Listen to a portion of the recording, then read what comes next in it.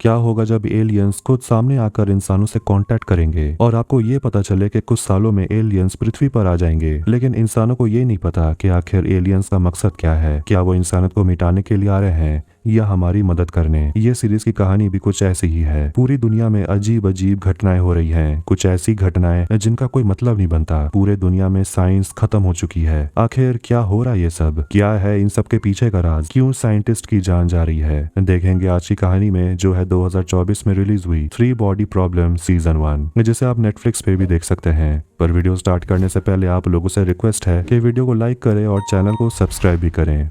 इस कहानी की शुरुआत होती है 1966 में और हम चाइना की राजधानी बीजिंग के सिंघुआ यूनिवर्सिटी को देखते हैं, जहां सारे स्टूडेंट्स क्रांति करने के लिए रास्ते पर उतर आए थे। ये चाइना यूथ रिवॉल्यूशन का समय था और जितने भी लोग इस क्रांति का विरोध कर रहे थे उन सभी को वो मार देने का प्लान कर रहे थे। तभी वहां पर फिजिक्स के प्रोफेसर ये जेटाई को बुलाया जाता है। उसने भी इस क्रांति का विरोध किया। ये सब देखकर उस प्रोफेसर की बेटी ये वेन जी वो काफी घबरा गई थी और वो बेबस और हेल्पलेस होकर देख रही थी। बाजू में जितने भी लोग रहते हैं वो सभी उस फिजिक्स प्रोफेसर के स्टूडेंट हैं और वो अपने ही प्रोफेसर पर रहम नहीं दिखाते। वहां पर उस प्रोफेसर की पत्नी को भी लाया जाता है, जो अपने पति पर चिल्लाने लगती है कि इस क्रांति में तुम्हें भी शामिल हो जाना चाहिए। वो अपने पति से कहती है कि तुमने लोगों को झूठ बोला कि इस दुनिया का निर्माण कैसे हुआ। हमेशा से ही हम झूठ पढ़ते आ रहे हैं। लेकिन प्रोफेसर कहते हैं मैंने जो कुछ भी पढ़ाया वो सब कुछ सही पढ़ाया है। इसके बाद वो सारे स्टूडेंट्स एक साथ फिजिक्स प्रोफेसर पर ताबड़तोड़ हमला कर देते हैं, जिससे उसकी बेटी ये वेन जी बहुत ज्यादा चीखने चिल्लाने लगती है और उस प्रोफेसर की वहीं मौत हो जाती है। सभी लोग उस जगह से चले जाते हैं और बस ये वेन जी अपने पापा के साथ थी और उनके साथ आखिरी वक्त बिता रही थी। तभी वहां पर एक क्रांतिकारी रेड गार्ड आ जाते हैं और ये वेन जी उन्हें गुस्से में देखने लगती है, जैसे कि अब वो उन्हें नहीं छोड़ेगी। अब कहानी चली आती है प्रेजेंट के समय में, मतलब 2024 का समय दिखाया जाता है। लंदन शहर में एक डिटेक्टिव डाशी एक घर पर पहुंचते हैं जहां डॉक्टर सादिक मोहम्मद जो कराची में रहा करते थे उनका मर्डर हो गया। उन्होंने MIT से कॉस्मोलॉजी और थियोरेटिकल फिजिक्स की पढ़ाई की थी। एक व्हाइट बोर्ड होता है जिसमें अजीब तरीके से बहुत सारे नंबर्स लिखे हुए थे, एक तरह का काउंटडाउन था। डिटेक्टिव ये देखकर चौंक गए थे क्योंकि इतना अजीब मंजर उसने पहले कभी नहीं देखा था। वहां पर लिखा हुआ था आई स्टिल सी इट, मतलब कि वो अभी भी उसे देख सकता है। और वहां पर उन्हें उस साइंटिस्ट की डेड बॉडी देखने को मिलती है। उसके हाथ में चाकू था और डेड बॉडी की आंखें नहीं थी। समझ नहीं आ रहा था कि ये क्या मर्डर है या कुछ और। ऑक्सफोर्ड यूनिवर्सिटी पार्टिकल एक्सेलरेटर में सॉल नाम के एक आदमी को देखते हैं। वो एक साइंटिस्ट है और उसकी असिस्टेंट वेरा वहां पर आती है और उनकी बातों से पता चलता है कि वो दोनों जिस प्रोजेक्ट पर काम कर रहे थे वो अब बंद हो चुका है। लेकिन फिर भी सॉल इस थ्योरी से अपना मन नहीं हटा पा रहा था। सॉल कहता है कि उन्होंने जितना एक्सपेरिमेंट किया वो सब बेकार हो गया, क्योंकि 60 साल से हम लोग जितने भी फिजिक्स पढ़ते आ रहे हैं वो सब कुछ गलत है। साइंस खत्म हो चुका।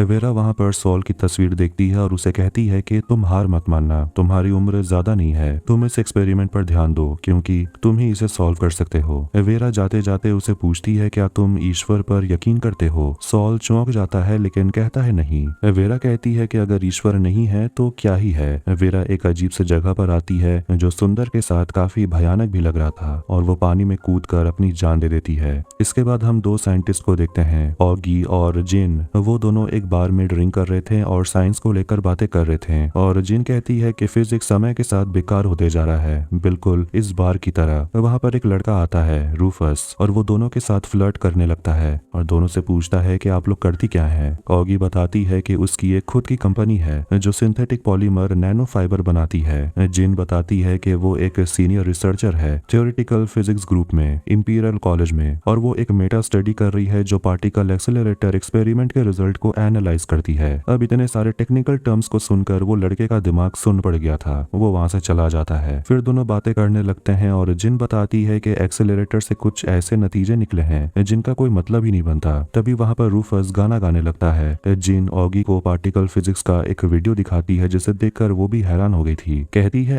ऐसा तो नहीं होना चाहिए, शायद किसी ने एक्सेलरेटर को हैक कर लिया होगा। इसी एक्सपेरिमेंट पर सॉल भी काम कर रहा था और इस एक्सपेरिमेंट से हमें ये जान सकते हैं कि यूनिवर्स किस तरीके से काम करता है और ये जो कुछ भी हो रहा है ये समझ के बाहर है। तभी उन्हें सॉल का कॉल आता है और जिन उससे बात करने के लिए चली जाती है। तभी रूफस वहां आता है और ऑगी को कुछ अजीब सी रोशनी नजर आने लगती है। वो रूफस से पूछती है क्या तुम्हें वो दिख रहा है। ऑगी काफी ज्यादा डर गई थी और रोशनी एक काउंटडाउन में बदल जाती है। जिन आकर बताती है कि वेरा ने खुदकुशी कर ली है। हो सकता है ये जो कुछ भी हो रहा है ये उसी एक्सपेरिमेंट से जुड़ा हुआ है और उसी एक्सपेरिमेंट में डॉक्टर मोहम्मद भी शामिल थे। डिटेक्टिव डासी केस को इन्वेस्टिगेट कर रहे थे और दोनों के मौत पर वो कनेक्शन ढूंढने की कोशिश करते हैं। वहाँ कई सारे साइंटिस्ट के तस्वीर भी लगे हुए थे। वो सभी ऑक्सफोर्ड के स्टूडेंट हैं और उनमें से एक था जैक। फिर हम जैक और विल को देखते हैं जो दोनों वेरा के फ्यूनरल के लिए आए हुए थे और विल जिन को काफी पसंद करता था। कहता है कि कल से वो ठीक से सोया नहीं। जैक उसे पूछता है सुना है जिन का एक नया बॉयफ्रेंड भी है। ये सुनते ही विल का चेहरा मुरझा जाता है। देखते हैं कि जिन के बॉयफ्रेंड का नाम राज वर्मा है और वो नेवी में काम करता है। वो लोग भी फ्यूनरल के लिए आए हुए थे। वहाँ उनकी मुलाकात सोल से होती है जिसे ठीक से टाई बांधना भी नहीं आता।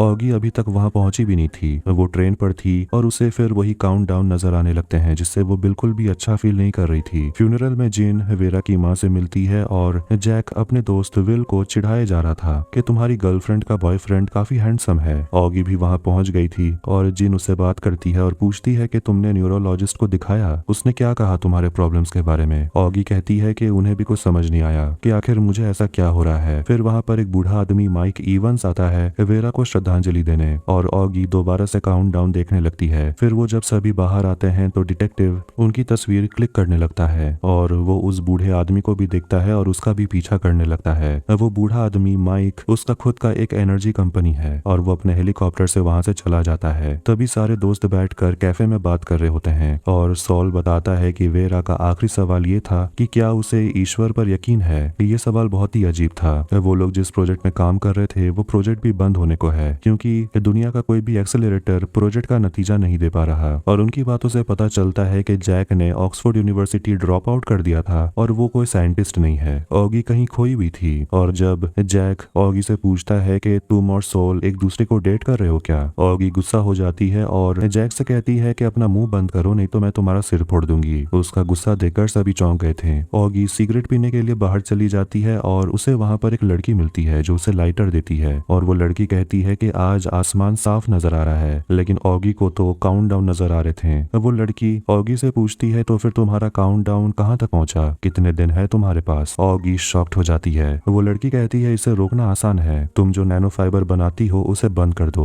वो लड़की कहती है कि तुम्हारी तरह मैं भी चौंक गई थी, कल आधी रात में बाहर निकलकर आसमान में देखना। वो ऑगी से पूछती है क्या तुमने ब्रह्मांड को कभी अपनी पलकें झपकाते हुए देखा है। वो ऑगी को एक तरह का टोकन देकर चली जाती है। अब कहानी आ जाती है 1967 के समय में। इनर मंगोलिया चीन में हम कुछ लोगों को देखते हैं जो पेड़ काट रहे थे। वो कंस्ट्रक्शन कंपनी के लोग थे और वहां पर ये वेंजी भी काम कर रही थी और वो एक पेड़ के ऊपर बैठी हुई थी। तभी एक आदमी वहां आता है और पूछता है कि ये पेड़ कितना साल पुराना होगा। ये वेंजी कहती है कम से कम 300 से 400 साल पुराना। वो लड़का कहता है कि उसका नाम बाय मुलिन है और कहता है कि तुम मुझे अपना साथी समझ सकती हो। ये वेंजी पहाड़ के ऊपर एक बड़ा सा एंटीना दिखती है। बाई कहता है कि मैं वहां जा चुका हूँ, पता नहीं उस दरवाजे के अंदर क्या होता है, उसके जितना करीब जाओगे उतना अजीब लगेगा। वहां तो सिपाहियों के बाल भी उड़ गए हैं। बाई उसे साइलेंट स्प्रिंग नाम का एक बुक देता है जिसमें लिखा गया है कि कैसे ये इंसान दुनिया में जहर घोल रहे हैं। अगर इसी जिद से हम दुनिया को तबाह करते रहेंगे तो आने वाले वक्त में क्या होगा वो इस किताब में लिखा हुआ है। वो उसे कहता है कि तुम इस किताब को रख सकती हो लेकिन होशियार रहना, किसी को पता नहीं चलना चाहिए। रात के समय ये वेंजी उस किताब को पढ़ रही थी। अगले दिन जब ये वेंजी सामने के नजारे को देखती है कि कैसे वो लोग जंगल को साफ कर रहे थे तो उसे खुद बहुत बुरा लगता है और वो और बाई समय के साथ नजदीक आ रहे थे। एक सुबह जब वो सोकर उठती है तो उसके पास वो किताब नहीं थी। कमांडर से वो टकरा जाती है और उसके पीछे बाई भी था। कमांडर उसे पूछते हैं कि तुम्हें ये घटिया किताब कहाँ से मिली, लेकिन वो कुछ नहीं बोलती। इसीलिए उसे डिवीजन हेडक्वार्टर भेज दिया जाता है और वहाँ उसे जेल में रखा जाता है और उसे मिलने के लिए एक औरत टेंग लिहुआ आती है और वो ये वेंजी से कहने लगती है कि तुम तो उस गद्दार ये जेटाई की बेटी हो, लेकिन हमें लगता है कि तुम अपने पिता की तरह नहीं हो, पर तुम अपने पिता की तरह टैलेंटेड जरूर हो और तुम्हारे इस टैलेंट को हम जाया नहीं जाने देंगे। वो उसे कहती है इस कागजात पर साइन कर दो और तुम वापस से उस कंस्ट्रक्शन कंपनी में काम कर सकती हो। ये वेंजी पहले उस कागजात को पढ़ती है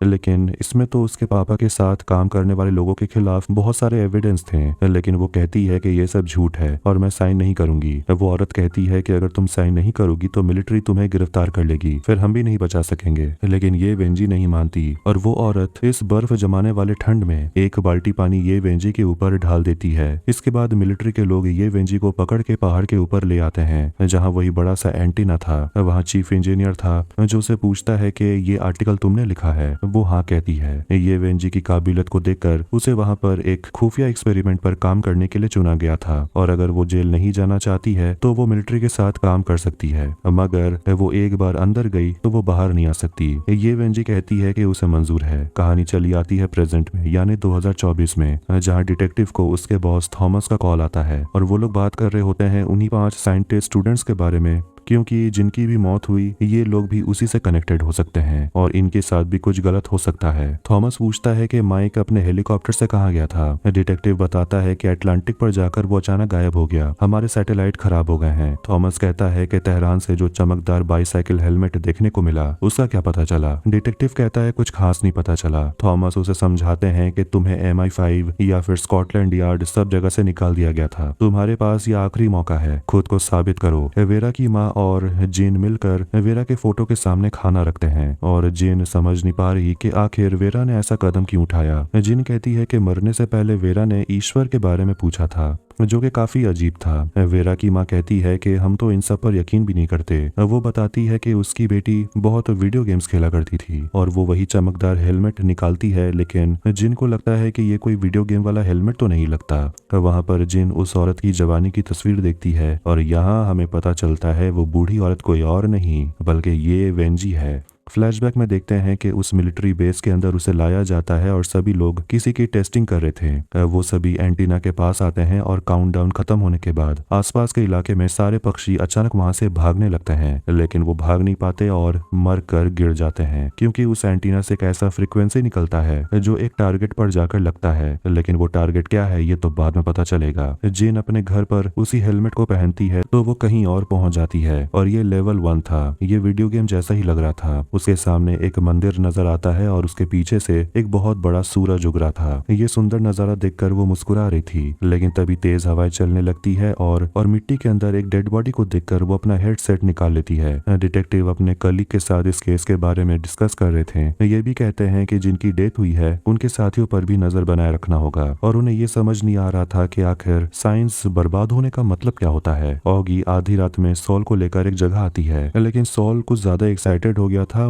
उसे लग रहा था यहाँ दोनों कुछ करने वाले हैं। वो आसमान को देख रही थी क्योंकि कल रात उस लड़की ने कहा था आधी रात में आसमान को देखना। वो इंतजार कर रही थी कि शायद कुछ होने वाला है। 12 बजने में 2 मिनट बाकी थे। फिर हम ये वेंजी को देखते हैं जो ऑफिसर्स के साथ मिलती है और वो उसे बताते हैं कि हम यहाँ जो करते हैं तो लोग उसे सही नहीं कहते। वो बताना चाहते थे कि आखिर ये रेड गार्ड प्रोजेक्ट है क्या। फिर जैसे ही रात के 12 बजते हैं कुछ ऐसा होता है जिससे दोनों चौंक गए थे। आसमान जैसे अपने पल के झपका रहा था। ऐसा लग रहा था जैसे कोई स्विच ऑन ऑफ कर रहा हो। डिटेक्टिव थॉमस से मिलने के लिए आता है और वो भी ये सब कुछ देख रहा था कि किस तरह से आसमान चमक रहा है। सॉल को लगता है कि ये कोई मोर्स कोड है। ऑफिसर्स ये वेंजी को बताते हैं कि हम एंटीना से जो फ्रीक्वेंसी भेजते हैं उससे हम कम्युनिकेट करते हैं। सॉल बताता है कि ये सिर्फ नंबर्स हैं और वो जो भी नंबर बोल रहा था वही नंबर ऑगी अपने काउंटडाउन में देख रही थी। आसमान में जो कुछ भी हुआ उसकी खबर न्यूज में भी दिखाई जा रही थी। वेंजी से मिलने के लिए सोल आता है जो झपकते हुए सितारों के बारे में बात कर रहा था, लेकिन वो कहता है ये सब बकवास है क्योंकि किसी भी सैटेलाइट ने ये सब कुछ देखा ही नहीं, ये सब एक छल है। सुबह में ऑगी अपने ऑफिस आती है जहाँ भी सभी लोग झपकते हुए सितारों के बारे में बात कर रहे थे। वो अंदर आती है और अपने बनाए हुए प्रोजेक्ट को लेकर उसकी बहुत तारीफ हो रही थी, लेकिन उसके पास ज्यादा समय नहीं था। उसके बॉस कहते हैं प्रोजेक्ट शुरू करो और उसका ये नैनो प्रोजेक्ट सक्सेसफुल रहता भी है। सभी लोग बहुत खुश थे, लेकिन जैसे कि उस लड़की ने कल रात कहा था प्रोजेक्ट बंद कर देने के लिए, ऑगी वैसा ही करती है। वो सभी से कहती है प्रोजेक्ट को बंद कर दो। अब उसके पास 1.5 मिनट से भी कम वक्त बचा हुआ था, लेकिन तभी उसे मिलने के लिए डिटेक्टिव आ जाते हैं और पूछते हैं कि क्या तुम्हें जानना नहीं है कि सितारे झपक क्यों रहे थे। कहानी चली जाती है 1968 में। चाइना में हम ये वेंजी को देखते हैं जो ऑफिसर्स के साथ बैठकर मैसेज को सुन रही थी जो वो लोग कई सालों से भेज रहे हैं, अमेरिकन रूस से पहले भी। वो कहती है कि इसे फर्मी पैराडॉक्स कहते कहते हैं, इस ब्रह्मांड में हमारे जैसे कई गैलेक्सीज हैं और हमारे जैसे प्लेनेट और जरूर होंगे जहाँ हमारे जैसे एडवांस लोग रहते हैं। ये वेंजी कहती है कि उनसे कांटेक्ट करने के लिए हमारा ट्रांसमीटर थोड़ा कमजोर है, मगर वो ऑफिसर यांग कहता है कि ये ट्रांसमीटर दुनिया का सबसे ताकतवर ट्रांसमीटर है। ये वेंजी कहती है कि उसे इस ऑथर से मिलना है जिसने ये लिखा है, जो कैलिफोर्निया में रहता है। लेकिन ऑफिसर यांग कहते हैं कि हम किसी अमेरिकी से मदद नहीं ले सकते। इसके बाद यांग ये वेंजी को उसी ऑथर डॉक्टर पीटरसन का लाया हुआ एक लेटर देता है। ये वेंजी बताने लगती है कि डॉक्टर पीटरसन पिछले साल उन्होंने ऐसा धमाका महसूस किया जैसे पहले कभी नहीं देखा गया। जुपिटर से इलेक्ट्रोमैग्नेटिक रेडिएशन आ रहा था और हमने भी एक धमाका महसूस किया, लेकिन ये धमाका सूरज से आ रहा था। यांग हैरान हो जाता है और उसे कुछ समझ नहीं आ रहा था। वो समझाने लगती है कि ये धमाका जुपिटर से पृथ्वी पर पहुंचने में 38 मिनट लगते हैं, जुपिटर से सूरज तक पहुंचने में 43 मिनट और सूरज से पृथ्वी पर 8 मिनट। 43 + 8 मतलब 51। इसका मतलब ये हुआ कि 13 मिनट का फर्क है। मतलब ये हुआ कि सूरज ने जुपिटर के रेडियो वेव को रिफ्लेक्ट किया। सिर्फ इतना ही नहीं, उस वेव को एम्पलीफाई भी कर दिया, मतलब और ताकतवर बना दिया। इसलिए वो लोग प्लान बनाते हैं कि उन्हें अपने सिग्नल को सूरज की तरफ भेजना होगा, जो कि उनके सिग्नल को एम्पलीफाई कर देगा और इस तरीके से वो लोग ब्रह्मांड में जो भी है उससे कांटेक्ट कर पाएंगे। यही कैलकुलेशन यांग अपने ऑफिसर को दिखाता है और इस कैलकुलेशन का सारा क्रेडिट वो खुद ले लेता है। ये सब देखकर ये वेंजी को बहुत बुरा लगता है, लेकिन प्रोफेसर कहने लगते हैं कि इन सब का राजनीति पर बहुत बुरा असर पड़ेगा। सब पागलपन के वजह से हमें मार देंगे, ये सब बंद करो। अब सिग्नल पाने के लिए घंटों ये वेंजी एंटीना के सामने बैठे रहती है और जैसे ही वो लोग बाहर सिग्नल ट्रांसमिट करते हैं, ये वेंजी बिना किसी को बताए एंटीना सूरज की तरफ मोड़ देती है। प्रेजेंट समय में डिटेक्टिव ऑगी से माइक के बारे में पूछते हैं, जो दुनिया का सबसे बड़ा ऑयल कंपनी का मालिक है। पूछता है कि आखिर वेरा की ऐसे लोगों से दोस्ती क्यों थी, लेकिन ऑगी को कुछ नहीं पता था। डिटेक्टिव उसे बार के बाहर का सीसीटीवी फुटेज दिखाते हैं जहां उसे वही लड़की मिली थी, लेकिन असली में वहां तो कोई थी ही नहीं। डिटेक्टिव को ऑगी पर यकीन है क्योंकि उसने कुछ अजीब देखा। जब उस लड़की ने ऑगी के सिगरेट को जलाया था, वो रिकॉर्ड हो गया था। ऐसा लगता है किसी ने उस लड़की को फोटो से निकाल दिया हो। वो ऑगी से पूछता है, तुम भी तो बहुत अहम शख्सियत हो, तुमने नैनो फाइबर का इजाद किया है जो इंसानी बाल से 3000 गुना ज्यादा पतले हैं। डिटेक्टिव बताते हैं कि तुमने जैसे ही काम को छोड़ा वो काउंटडाउन बंद हो गया। न्यू दिल्ली के एक साइबरनेटिक प्रोफेसर को भी ऐसे ही काउंटडाउन दिखाई देता था। ऐसे कई लोग हैं और अपनी जान बचाने के लिए उन्होंने अपना काम छोड़ दिया। जीन दोबारा से उस हेडसेट को पहन लेती है और फिर से वो वीडियो गेम जैसे दुनिया में पहुंच जाती है। वहां उसे मिलने के लिए काउंट ऑफ द वेस्ट नाम का एक आदमी आता है। जीन सोचती है कि ये जरूर गेम के कैरेक्टर होंगे। वो आदमी उसे समझाता है कि तुम्हारा मकसद है इस दुनिया की पहेली को सुलझाना। जीन अपना नाम कॉपरनिकस बताती है और वो सामने के पिरामिड में एम्परर जाओ से मिलने के लिए चले जाते हैं। Count of the west gene को बता रहे होते हैं कि तुम्हें डिसाइड करना पड़ेगा कि ये युग अफरा तफरी का युग है या शांति का युग। अगर तुम गलत हो गई तो ये पूरी सभ्यता खत्म हो जाएगी। तभी सामने से सूरज उगने लगता है और सभी लोग जाकर छिप जाते हैं। काउंट ऑफ द वेस्ट अपने फॉलोवर यानी उस छोटी लड़की से कहता है कि हम तीनों यहाँ नहीं रह सकते, किसी एक को अपनी कुर्बानी देनी होगी। और वो छोटी लड़की सामने लेट जाती है और सूरज के सामने आने से वो छोटी लड़की मरती नहीं बल्कि सूख जाती है। वो आदमी उसे रोल कर देता है और जिन को दे देता है और कहता है जब शांति का युग आएगा हम इसे फिर से जिंदा कर सकते हैं। सॉल बार में 2 लड़कियों से बात कर रहा था सितारों के झपकने के बारे में और उसे ऑगी कॉल कर रही थी, लेकिन उसका ध्यान तो दोनों लड़कियों से बात करने में था। जैक उस हेडसेट को देखता है लेकिन उसे समझ नहीं आ रहा था क्योंकि इसमें तो कोई चार्जिंग पोर्ट भी नहीं था, कंपनी का लोगो भी नहीं है। जैक उस डिवाइस को पहन लेता है लेकिन वहां पहुंच के वो खुश भी था क्योंकि सब कुछ इतना असली जो लग रहा था। लेकिन तभी वहां पर एक औरत आती है और उसका सिर काट देती है, कहती है तुम्हें यहाँ नहीं होना चाहिए। जैक बहुत डर गया था और वो जिन पर चिल्लाता है कि ये जो कुछ भी है ये काफी खतरनाक है, ये टेक्नोलॉजी अभी से काफी साल आगे की है। जिन कहती है कि वेरा मरने से पहले यही गेम खेली थी। जैक दोबारा से उस दुनिया में जाता है लेकिन वो औरत उसका गला काट देती है। उसे लग रहा था ये जरूर कोई बड़े मकसद के लिए बनाया गया है, ऐसे गेम खेलने के लिए नहीं। वो फिर पहनता है लेकिन वो औरत उसे दोबारा मार देती है। इसके बाद जिन ट्राई करती है लेकिन उसे नहीं पता था कि उनकी बातें डिटेक्टिव सुन रहा था। सॉल ऑगी से मिलने के लिए आता है और वो काफी खुश है कि ऑगी का काउंटडाउन खत्म हो गया। ऑगी बताती है कि उसने अपना काम रोक दिया तभी ये काउंटडाउन बंद हुआ है, लेकिन अब उसे कंपनी वाले उसे निकालने वाले हैं। डिटेक्टिव अपनी पत्नी से मिलने के लिए कब्रिस्तान जाता है और वो कब्र के सामने एक कपकेक रख देता है। तभी वहां पर वही लड़की आ जाती है जो उस रात ऑगी से मिली थी। जो वहाँ अपने पिता से मिलने के लिए आई है। वो डिटेक्टिव से पूछती है कि तुम्हारी पत्नी को हुआ क्या था, तो वो कहता है ब्रेस्ट कैंसर। वो लड़की बताती है कि उसके पिता को सिर पर गोली मार दी गई थी। डिटेक्टिव वहां से चला जाता है और उस लड़की के जाने के बाद देखते हैं कि वो एडिथ नाम की लड़की के कब्र के पास आई थी और ये उसके पापा तो बिल्कुल भी नहीं है, क्योंकि 4 साल की उम्र में एडिथ दुनिया को छोड़कर चली गई। जैक अपने घर आता है तो उसे अपने घर पर वही हेडसेट मिलता है और उसे इस बार गेम खेलने के लिए इनवाइट भी किया गया था, इसीलिए वो तुरंत वीडियो गेम की दुनिया में पहुंच जाता है और उसके दुनिया में सामने कोई मंदिर नहीं बल्कि एक किला नजर आ रहा था। उसे मिलने के लिए भी 2 लोग आते हैं, लेकिन जैक अपने सिर काटने और गला काटने का बदला उस आदमी पर बखूबी निकालता है। उस प्लेयर को मुक्का मारता है। विल जो कि फिजिक्स का प्रोफेसर है, वो स्टूडेंट्स को मल्टीवर्स के बारे में बता रहा था। तभी उसे डॉक्टर चौधरी का कॉल आता है और डॉक्टर उसे कुछ बताते हैं जिससे वो काफी उदास हो गया था। वो जैक से मिलने के लिए जाता है, लेकिन हमेशा की तरह जैक बोलते ही जा रहा था अपने वीडियो गेम के एक्सपीरियंस के बारे में और विल उसे बता देता है कि उसे स्टेज 4 पैनक्रियाटिक कैंसर है और उसके पास सिर्फ 2 से 6 महीने तक का वक्त है। जैक उसे कहता है तुम्हें हार नहीं माननी चाहिए, क्योंकि तुम हमेशा हार मान लेते हो। तुम फिजिक्स को छोड़कर चले गए, तुमने जिन को भी आज तक प्रपोज नहीं किया। उस गेम के अंदर जिन सम्राट जाओ से मिलने के लिए आती है और काउंट ऑफ द वेस्ट सम्राट को दुनिया को बचाने के बारे में बता रहा था, लेकिन जिन वहां पर कहने लगती है कि हम दुनिया को बचा सकते हैं, लेकिन फिजिक्स का इस्तेमाल करके।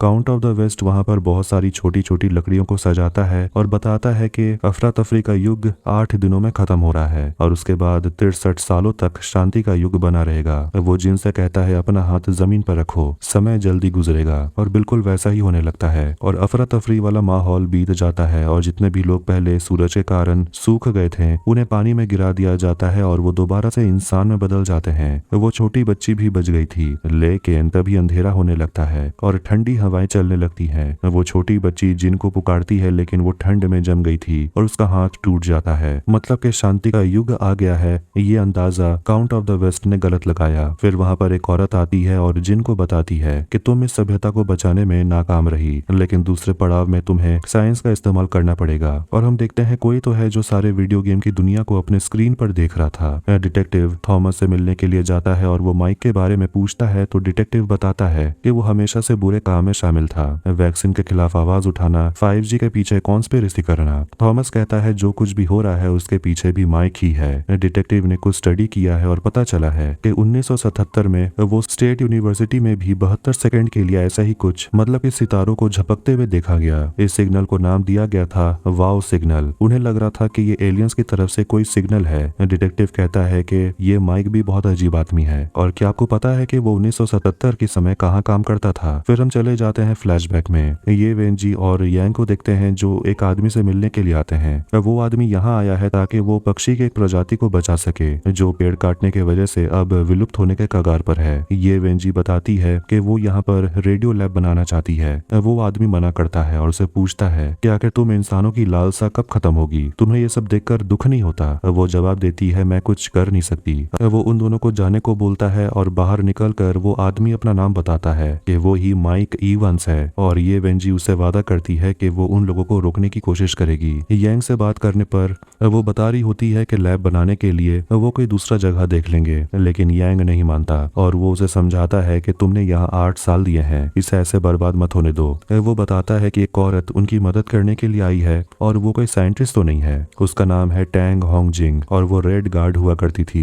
1966 में उसने सिंघुआ यूनिवर्सिटी में एक प्रोफेसर की हत्या कर दी थी। उसका नाम था ये जेटाई। ये सुनकर ये वेंजी समझ जाती है कि ये तो उसके पिता ही हैं, इसीलिए वो उस औरत से मिलने के लिए काफी बेताब थी। उस औरत को देखते ही वो गुस्से में आग बबूला होने लगती है। ये वेंजी से बात करने पर वो औरत कहती है कि समय बदल चुका है, मैं भी बदल चुकी हूँ, लेकिन ये वेंजी इतनी आसानी से उसे माफ नहीं करने वाली थी। वो औरत बताने लगती है कि पार्टी की तरफ से उसे बहुत काम कराया जाता था, उसे जमीन पर सोना पड़ता था और एक दिन उसके हाथ में इन्फेक्शन हो गया, इसलिए उन्होंने उसका हाथ काट दिया। वो कहती है कि तुम तो पढ़ाई में अच्छी थी, इसलिए तुम्हारे पास दिमाग है, तुम बच गई, वरना तुम्हें भी हमारे साथ काम करना पड़ता। ये वेंजी बोलती है कि दिमाग तो मेरे पापा के पास भी था, कहाँ छोड़ा तुम लोगों ने उसे। लेकिन उस औरत को अपने प्रोफेसर को मारने का कोई पछतावा नहीं था। ये वेंजी को रात में सिग्नल देखने को मिलता है। स्क्रीन पर चाइनीज में लिखा हुआ था डू नॉट आंसर, मतलब जवाब मत देना। मैं इस दुनिया की शांतिवादी हूँ, तुम काफी लकी हो कि तुम्हारा मैसेज मैंने पढ़ा। इस सिग्नल का जवाब मत देना, अगर तुमने ऐसा किया तो हमें वहाँ आना पड़ेगा और हम तुम्हारी दुनिया पर कब्जा कर लेंगे। ये मैसेज देखकर वेन जी डर के मारे कांपने लगती है, क्योंकि वो उम्मीद कर रही थी कि वो लोग दोस्ती का हाथ बढ़ाएंगे, लेकिन ऐसा था नहीं। ये वेन जी एंटीना को सूरज की तरफ मोड़ती है और बावजूद इसके कि एलियन ने मना किया था सिग्नल भेजने को,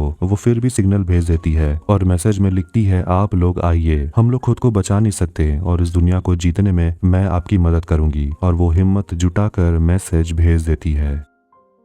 कहानी आ जाती है प्रेजेंट में और हम Europe council for nuclear research यानी कि सर्न इंस्टीट्यूट को देखते हैं स्विट्जरलैंड में, जहां डिटेक्टिव वहां पहुंच जाते हैं और उन्हें पता चलता है कि यहां पर भी दर्जनों प्रोजेक्ट बंद हो गए हैं, वो भी 2 महीने में, और 30 से भी ज्यादा साइंटिस्ट की मौत हो गई है। एक साइंटिस्ट की डेड बॉडी वहां पड़ी हुई थी। डिटेक्टिव कमरे में आते हैं तो देखते हैं कि वहां पर काफी सारे कागज रखे हुए थे और एक लॉकर भी था जिसमें वही हेड सेट होता है जिसे वो डिटेक्टिव बहुत समय से ढूंढ रहा था। तो वहीं लंदन में 5 दोस्त जैक के घर पर बैठकर स्विट्जरलैंड में मारे गए साइंटिस्ट के बारे में बात कर रहे थे। विल ऑगी से पूछता है कि वो काउंटडाउन तुम्हें अभी भी दिखाई देता है, तो वो कहती है नहीं, मेरे करियर की तरह वो भी खत्म हो गया। विल जिन से बात करता है और बताता है कि वो पढ़ाना छोड़ रहा है क्योंकि उसके अलावा भी दुनिया में बहुत कुछ एक्सपीरियंस करने को है, और कैंसर वाली बात वो जिन को अभी भी नहीं बताता। ऑगी बाथरूम ढूंढते हुए ऊपर आती है और उसे जैक के कमरे में वही हेडसेट देख लेती है जिसे वो पहन लेती है और पहुंच जाती है गेम के अंदर, लेकिन उसका भी गला काट दिया जाता है क्योंकि उसे इनविटेशन नहीं मिला था। वो जैक से पूछने लगती है कि ये है क्या। वो समझ जाती है कि जैक और जिन ये गेम खेल रहे हैं और वो उन लोगों से कहती है कि वेरा भी मरने से पहले यही गेम खेला करती थी और तुम लोग भी यही गेम खेल रहे हो। वो जिन से पूछने लगती है आखिर ये चीज है क्या, ये हमें काबू कर रही है। जैक कहता है कि बिना न्योता के कोई भी इस गेम को नहीं खेल सकता और किसी ने उसे इनविटेशन भेजा लेकिन उसे नहीं पता कौन। उसके घर की सिक्योरिटी भी बहुत तगड़ी है और उसने कैमरा फुटेज भी देखा लेकिन कोई नजर ही नहीं आया कि किसने इस हेडसेट को यहाँ पहुंचाया। और ऑगी और सॉल को लग रहा था कि जो कुछ भी हो रहा है शायद ये सब कुछ कनेक्टेड है, ये गेम भी। ऑगी दोनों से वादा करने को बोलती है कि वो लोग इस गेम को नहीं खेलेंगे। जिन वादा करती है कि वो नहीं खेलेगी, लेकिन उसके बाद भी वो और जैक गेम के बारे में बात करते ही रहते हैं। और जिन कहती है कि उसे अगली सभ्यता किसी भी तरह बचानी होगी, वो भी साइंस की मदद से। वो लोग जो भी गेम के बारे में डिस्कस कर रहे थे, डिटेक्टिव उन दोनों की बातों को सुन रहा था। इसके बाद दोनों ही अपना हेडसेट पहन लेते हैं और गेम में पहुंच जाते हैं। ये था लेवल 2 और वहाँ दोनों एक साथ थे। सामने एक किला था और वहाँ पर जिन को वही छोटी बच्ची मिलती है जो उसे मिलकर बहुत खुश थी। वो लड़की कहती है कि अगर आप दुनिया को बचाने के लिए आए हैं तो जल्दी करिए, पोप अपना फैसला सुनाने वाले हैं। उस लड़की को अपनी सारी मौतें याद हैं। दोनों महल के अंदर आते हैं और पोप ग्रेगोरी अपना फैसला सुनाने वाले थे, लेकिन वो दोनों से पूछते हैं तुम्हारे पास सूरज की चाल को समझने का कोई तरीका है तो अभी बता दो। जिन बताती है कि सूरज के चाल का कोई पैटर्न है ही नहीं और इस दुनिया के काफी चीजों को नोटिस करने के बाद मुझे पता चला है और मैंने ये नतीजा निकाला है कि ये जो ग्रह है ये 3 बॉडी स्टार सिस्टम का हिस्सा है। अगर ये ग्रह किसी एक सूरज के चारों ओर घूमता है तो वो शांति युग है, लेकिन अगर ये ग्रह किसी दूसरे सूरज की तरफ चला जाता है तो अफरा तफरी का युग शुरू हो जाता है। ये सब सुनने के बाद पोप उन दोनों को जलाकर मार देने को बोलते हैं। तभी बाहर आग लग जाती है, हरकंप मच जाता है, मतलब कि अफरा तफरी का युग आ गया। वो छोटी बच्ची अंदर आ जाती है और कहती है बाहर 3 सूरज आ गए हैं, दुनिया खत्म होने को है। बच्ची को बचाने के लिए जिन कुछ नहीं कर पाती और पूरी सभ्यता खत्म हो जाती है, लेकिन उन दोनों को कुछ नहीं हुआ क्योंकि वो दोनों तो गेम का हिस्सा है, इस दुनिया के नहीं। फिर वहां पर सिर काटने वाली औरत आ जाती है और बताती है कि इस सभ्यता का अंत 3 सूरज के वजह से हुआ, लेकिन तुम इसका कारण समझने में कामयाब रहे, इसीलिए तुम्हें लेवल 3 में भेजा जाता है। डिटेक्टिव हेडसेट थॉमस को ले जाकर दिखाता है और जैक और जिन उन दोनों के बारे में भी बता देता है कि वो लोग इस गेम को खेलते हैं और वो एक ग्रह को कई सूरज से बचाते हैं। एक छोटी सी बच्ची भी है जिसे बचाना पड़ता है, लेकिन हर बार वो नाकाम हो रहे हैं। हेडसेट के अंदर एक रेटिना स्कैनर है, ऑक्सीजन मीटर है और ब्रेन वेव सेंसर है और ये बहुत सारे बायोमेट्रिक डाटा इकट्ठा करता है। थॉमस कहता है कि लगता है वो लोग यहाँ से होशियार लोगों को भर्ती करना चाहते हैं। जिन अपने सामने अपने बॉयफ्रेंड राज को देखती है और राज उसे पूछता है कि फैमिली डिनर को कुछ समय के लिए टाल देते हैं। जिन कहती है इसकी कोई जरूरत नहीं है। राज कहता है ठीक है, लेकिन उनके सामने साइंस की बातें मत करना। मगर डिनर पर देखते हैं कि जिन परिवार के सामने साइंस की ही बातें करने लगती है। राज के पापा बताने लगते हैं कि वो कारगिल युद्ध में लड़ने के लिए गए थे और वो बताने लगते हैं कि कैसे उन्होंने पाकिस्तान के सोल्जर को मार गिराया और इसके लिए राज के पापा को परमवीर चक्र भी मिला। विल का कैंसर का ऑपरेशन होता है और उसे मिलने के लिए सोल और जैक आते हैं और फिलहाल वो दवाई के नशे में था, इसीलिए वो कुछ भी बातें कर रहा था। ऑगी अपने ऑफिस आती है और उसके बॉस सोच रहे होते हैं कि आखिर बात क्या हो गई कि ऑगी अपने ही इस कीमती प्रोजेक्ट को बंद करके चली गई। उन्होंने सोच रखा था कि मार्केट में सबसे पहला नैनो फाइबर वही लॉन्च करेंगे, लेकिन ऑगी ने सब बर्बाद कर दिया। वो ऑगी से कह देते हैं कि तुम अभी भी पैरोल पर हो, अगर काम नहीं करोगी तो वर्क वीजा ना मिलने पर तुम्हें वापस जाना पड़ेगा, जो तुम शायद नहीं चाहती हो। इसलिए मजबूरन उसे अपना प्रोजेक्ट शुरू करना पड़ता है। वो जैसे ही मशीन स्टार्ट करती है, काउंट डाउन स्टार्ट हो जाता है और उसके पास करीब 1 मिनट का समय बचा था, इसलिए वो डर के मारे मशीन बंद कर देती है और रोते हुए सॉल को कहती है और बताती है कि वो नंबर मुझे फिर से दिखने लगे हैं। और उसे समझ आ गया था कि आखिर साइंटिस्ट मर क्यों रहे हैं और उसे लग रहा था कि अगला नंबर उसका है, इसलिए सॉल को वो अपने पास बुलाती है। लेकिन सॉल एक लड़की के साथ था और उस लड़की की आवाज सुनकर ऑगी गुस्से में फोन काट देती है। सुबह होते ही जिन जैक के घर पहुंचती है लेवल 3 खेलने के लिए और वो गेम के अंदर पहुंच जाते हैं शांगडू और उन्हें पता चलता है कि वो लोग अभी 3 बॉडी सिस्टम में है और इस 3 बॉडी प्रॉब्लम का सोल्यूशन क्या है उन्हें ढूंढना पड़ेगा। उन्हें वहां पर वही छोटी लड़की मिल जाती है, लेकिन वो कहती है कि हम लोग बात नहीं कर सकते। तो वहां के सम्राट खान से मिलने के लिए दोनों पहुंच जाते हैं और 3 बॉडी प्रॉब्लम का सोल्यूशन ढूंढ रहे थे, लेकिन वो पहले सुनना चाहते हैं कि दोनों के पास कोई सोल्यूशन है या नहीं।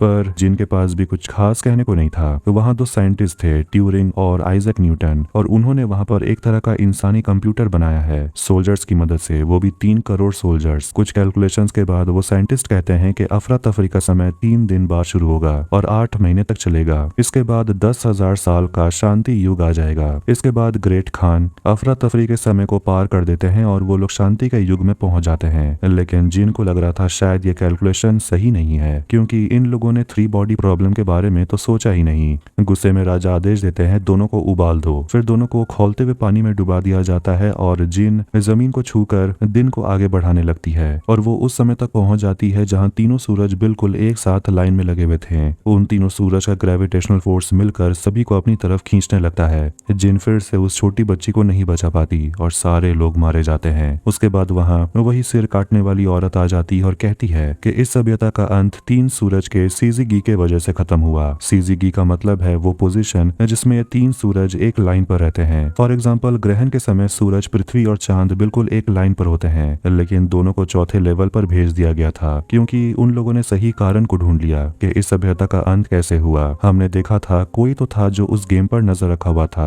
और वो आदमी कोई और नहीं बल्कि माइक का आदमी फेलिक्स है। फेलिक्स उन दोनों प्लेयर के बारे में माइक को बता देता है, तो माइक कहता है कि इन्हें लंदन में होने वाले मीटिंग में आने का इन्विटेशन भेज दो। माइक वापस हैंसल एंड ग्रेटल बुक पढ़ रहा था और एक औरत स्पीकर के जरिए उससे बात कर रही थी और वो औरत कोई और नहीं बल्कि वही एलियन है जिसे माइक माई लॉर्ड कहकर बुलाता है। सुबह सुबह जिन और जैक को लेवल 4 पर जाने का इनविटेशन मिलता है। वो लोग एक जगह पहुंच जाते हैं और डिटेक्टिव की भी नजर उनके पीछे ही थी। वहां पर वही अजीब औरत मिलती है जो उन दोनों से कहती है कि तुम दोनों इंग्लैंड में पहले हो जो इस चौथे लेवल तक पहुंचे हैं। वो औरत जिन की तारीफ करती है कि वो कितनी जल्दी 3 बॉडी प्रॉब्लम के बारे में समझ गई और वो कहती है कि तुम्हारा दिमाग बाकी प्लेयर से काफी तेज दौड़ता है। इसके बाद दोनों लेवल 4 खेलने के लिए पहुंच जाते हैं और वो लोग एक बंजर जमीन पर पहुंचते हैं जहां पर उन्हें सिर काटने वाली औरत और वही छोटी बच्ची मिलती है। औरत बताती है तुम सही थे, इस 3 बॉडी प्रॉब्लम का कोई सोल्यूशन है ही नहीं। और उस औरत की ही आवाज हमने माइक के स्पीकर में सुना था और वो उन दोनों से कहती है कि जिस ग्रह की किस्मत इतनी बुरी हो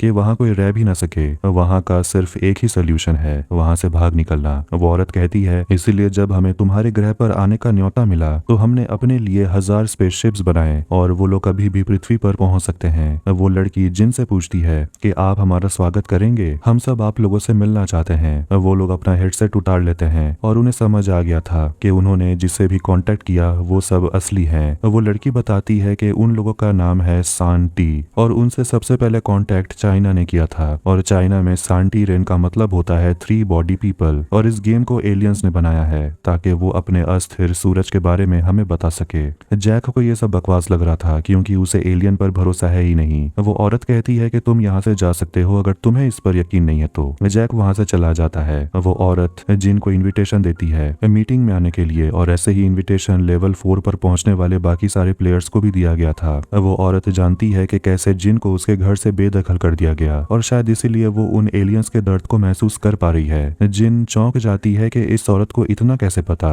वो बताने लगती है कि आधी रात में बाढ़ के आने से उसका घर बह गया, जिसमें उसके मम्मी पापा मारे गए। जैक जब अपने घर आता है तो डिटेक्टिव उसका पीछा कर रहा था। जैक कमरे में आकर देखता है कि उसका लैपटॉप पर इंटरनेट कनेक्शन नहीं था, उसके फोन में भी सिग्नल नहीं था। वो सिग्नल ढूंढने के लिए ऊपर कमरे में जाता है, तभी वहां पर वही मिस्टीरियस औरत आ जाती है जो जैक को मार डालती है और कहती है कि तुम्हें बस गेम खेलते रहना चाहिए था। भले ही वो पूरा फ्लोर कांच का बना हुआ था, लेकिन फिर भी डिटेक्टिव को कुछ भी नजर नहीं आ रहा था। वो लड़की कैमरा से गायब हो जाती है। अब कहानी आ जाती है 1982 के समय को दिखाते हुए। लंदन में हम माइक को देखते हैं जो ये वेंजी से मिलने के लिए एक रेस्टोरेंट में आता है, और वो कहता है कि मुझे तुम्हारी चिट्ठी मिली। वो उसे कहने लगता है कि तुम आखिरकार वहां से निकल ही गई, और तुम्हारे पिता के बारे में मैं जानता हूँ। ये वेंजी उसे कहती है मैं भी तुम्हारे पिता के बारे में जानती हूँ, तुम उन्हीं के ऑयल कंपनी को चला रहे हो। मैं अभी एक यूनिवर्सिटी में प्रोफेसर हूँ। समय के साथ हालात बदल जाते हैं। माइक कहता है मेरे लिए नहीं, उन विलुप्त हुए प्रजाति के लिए लड़ने के लिए मैं उस झोपड़ी में अभी भी रह सकता था, लेकिन कभी कभार ताकतवर लोगों के साथ हाथ मिलाना पड़ता है। वो ये वेंजी से पूछता है कि तुमने मुझे यहाँ क्यों बुलाया। वो बताती है कि उस पहाड़ के ऊपर मैंने कुछ किया था, मुझे नहीं पता मुझे किससे बात करनी चाहिए थी। इसके बाद कहानी आ जाती है प्रेजेंट यानी कि 2024 में। हम विल को देखते हैं जिसे हॉस्पिटल से डिस्चार्ज कर दिया गया था, और उसे मिलने के लिए सॉल आता है। वो काफी घबराया हुआ था। डिटेक्टिव और थॉमस जिन और ऑगी को जैक के घर का वीडियो दिखाते हैं जिसमें उसकी मौत हो जाती है। ऑगी कहती है ये वही लड़की है जिसने मुझे लाइटर दिया था।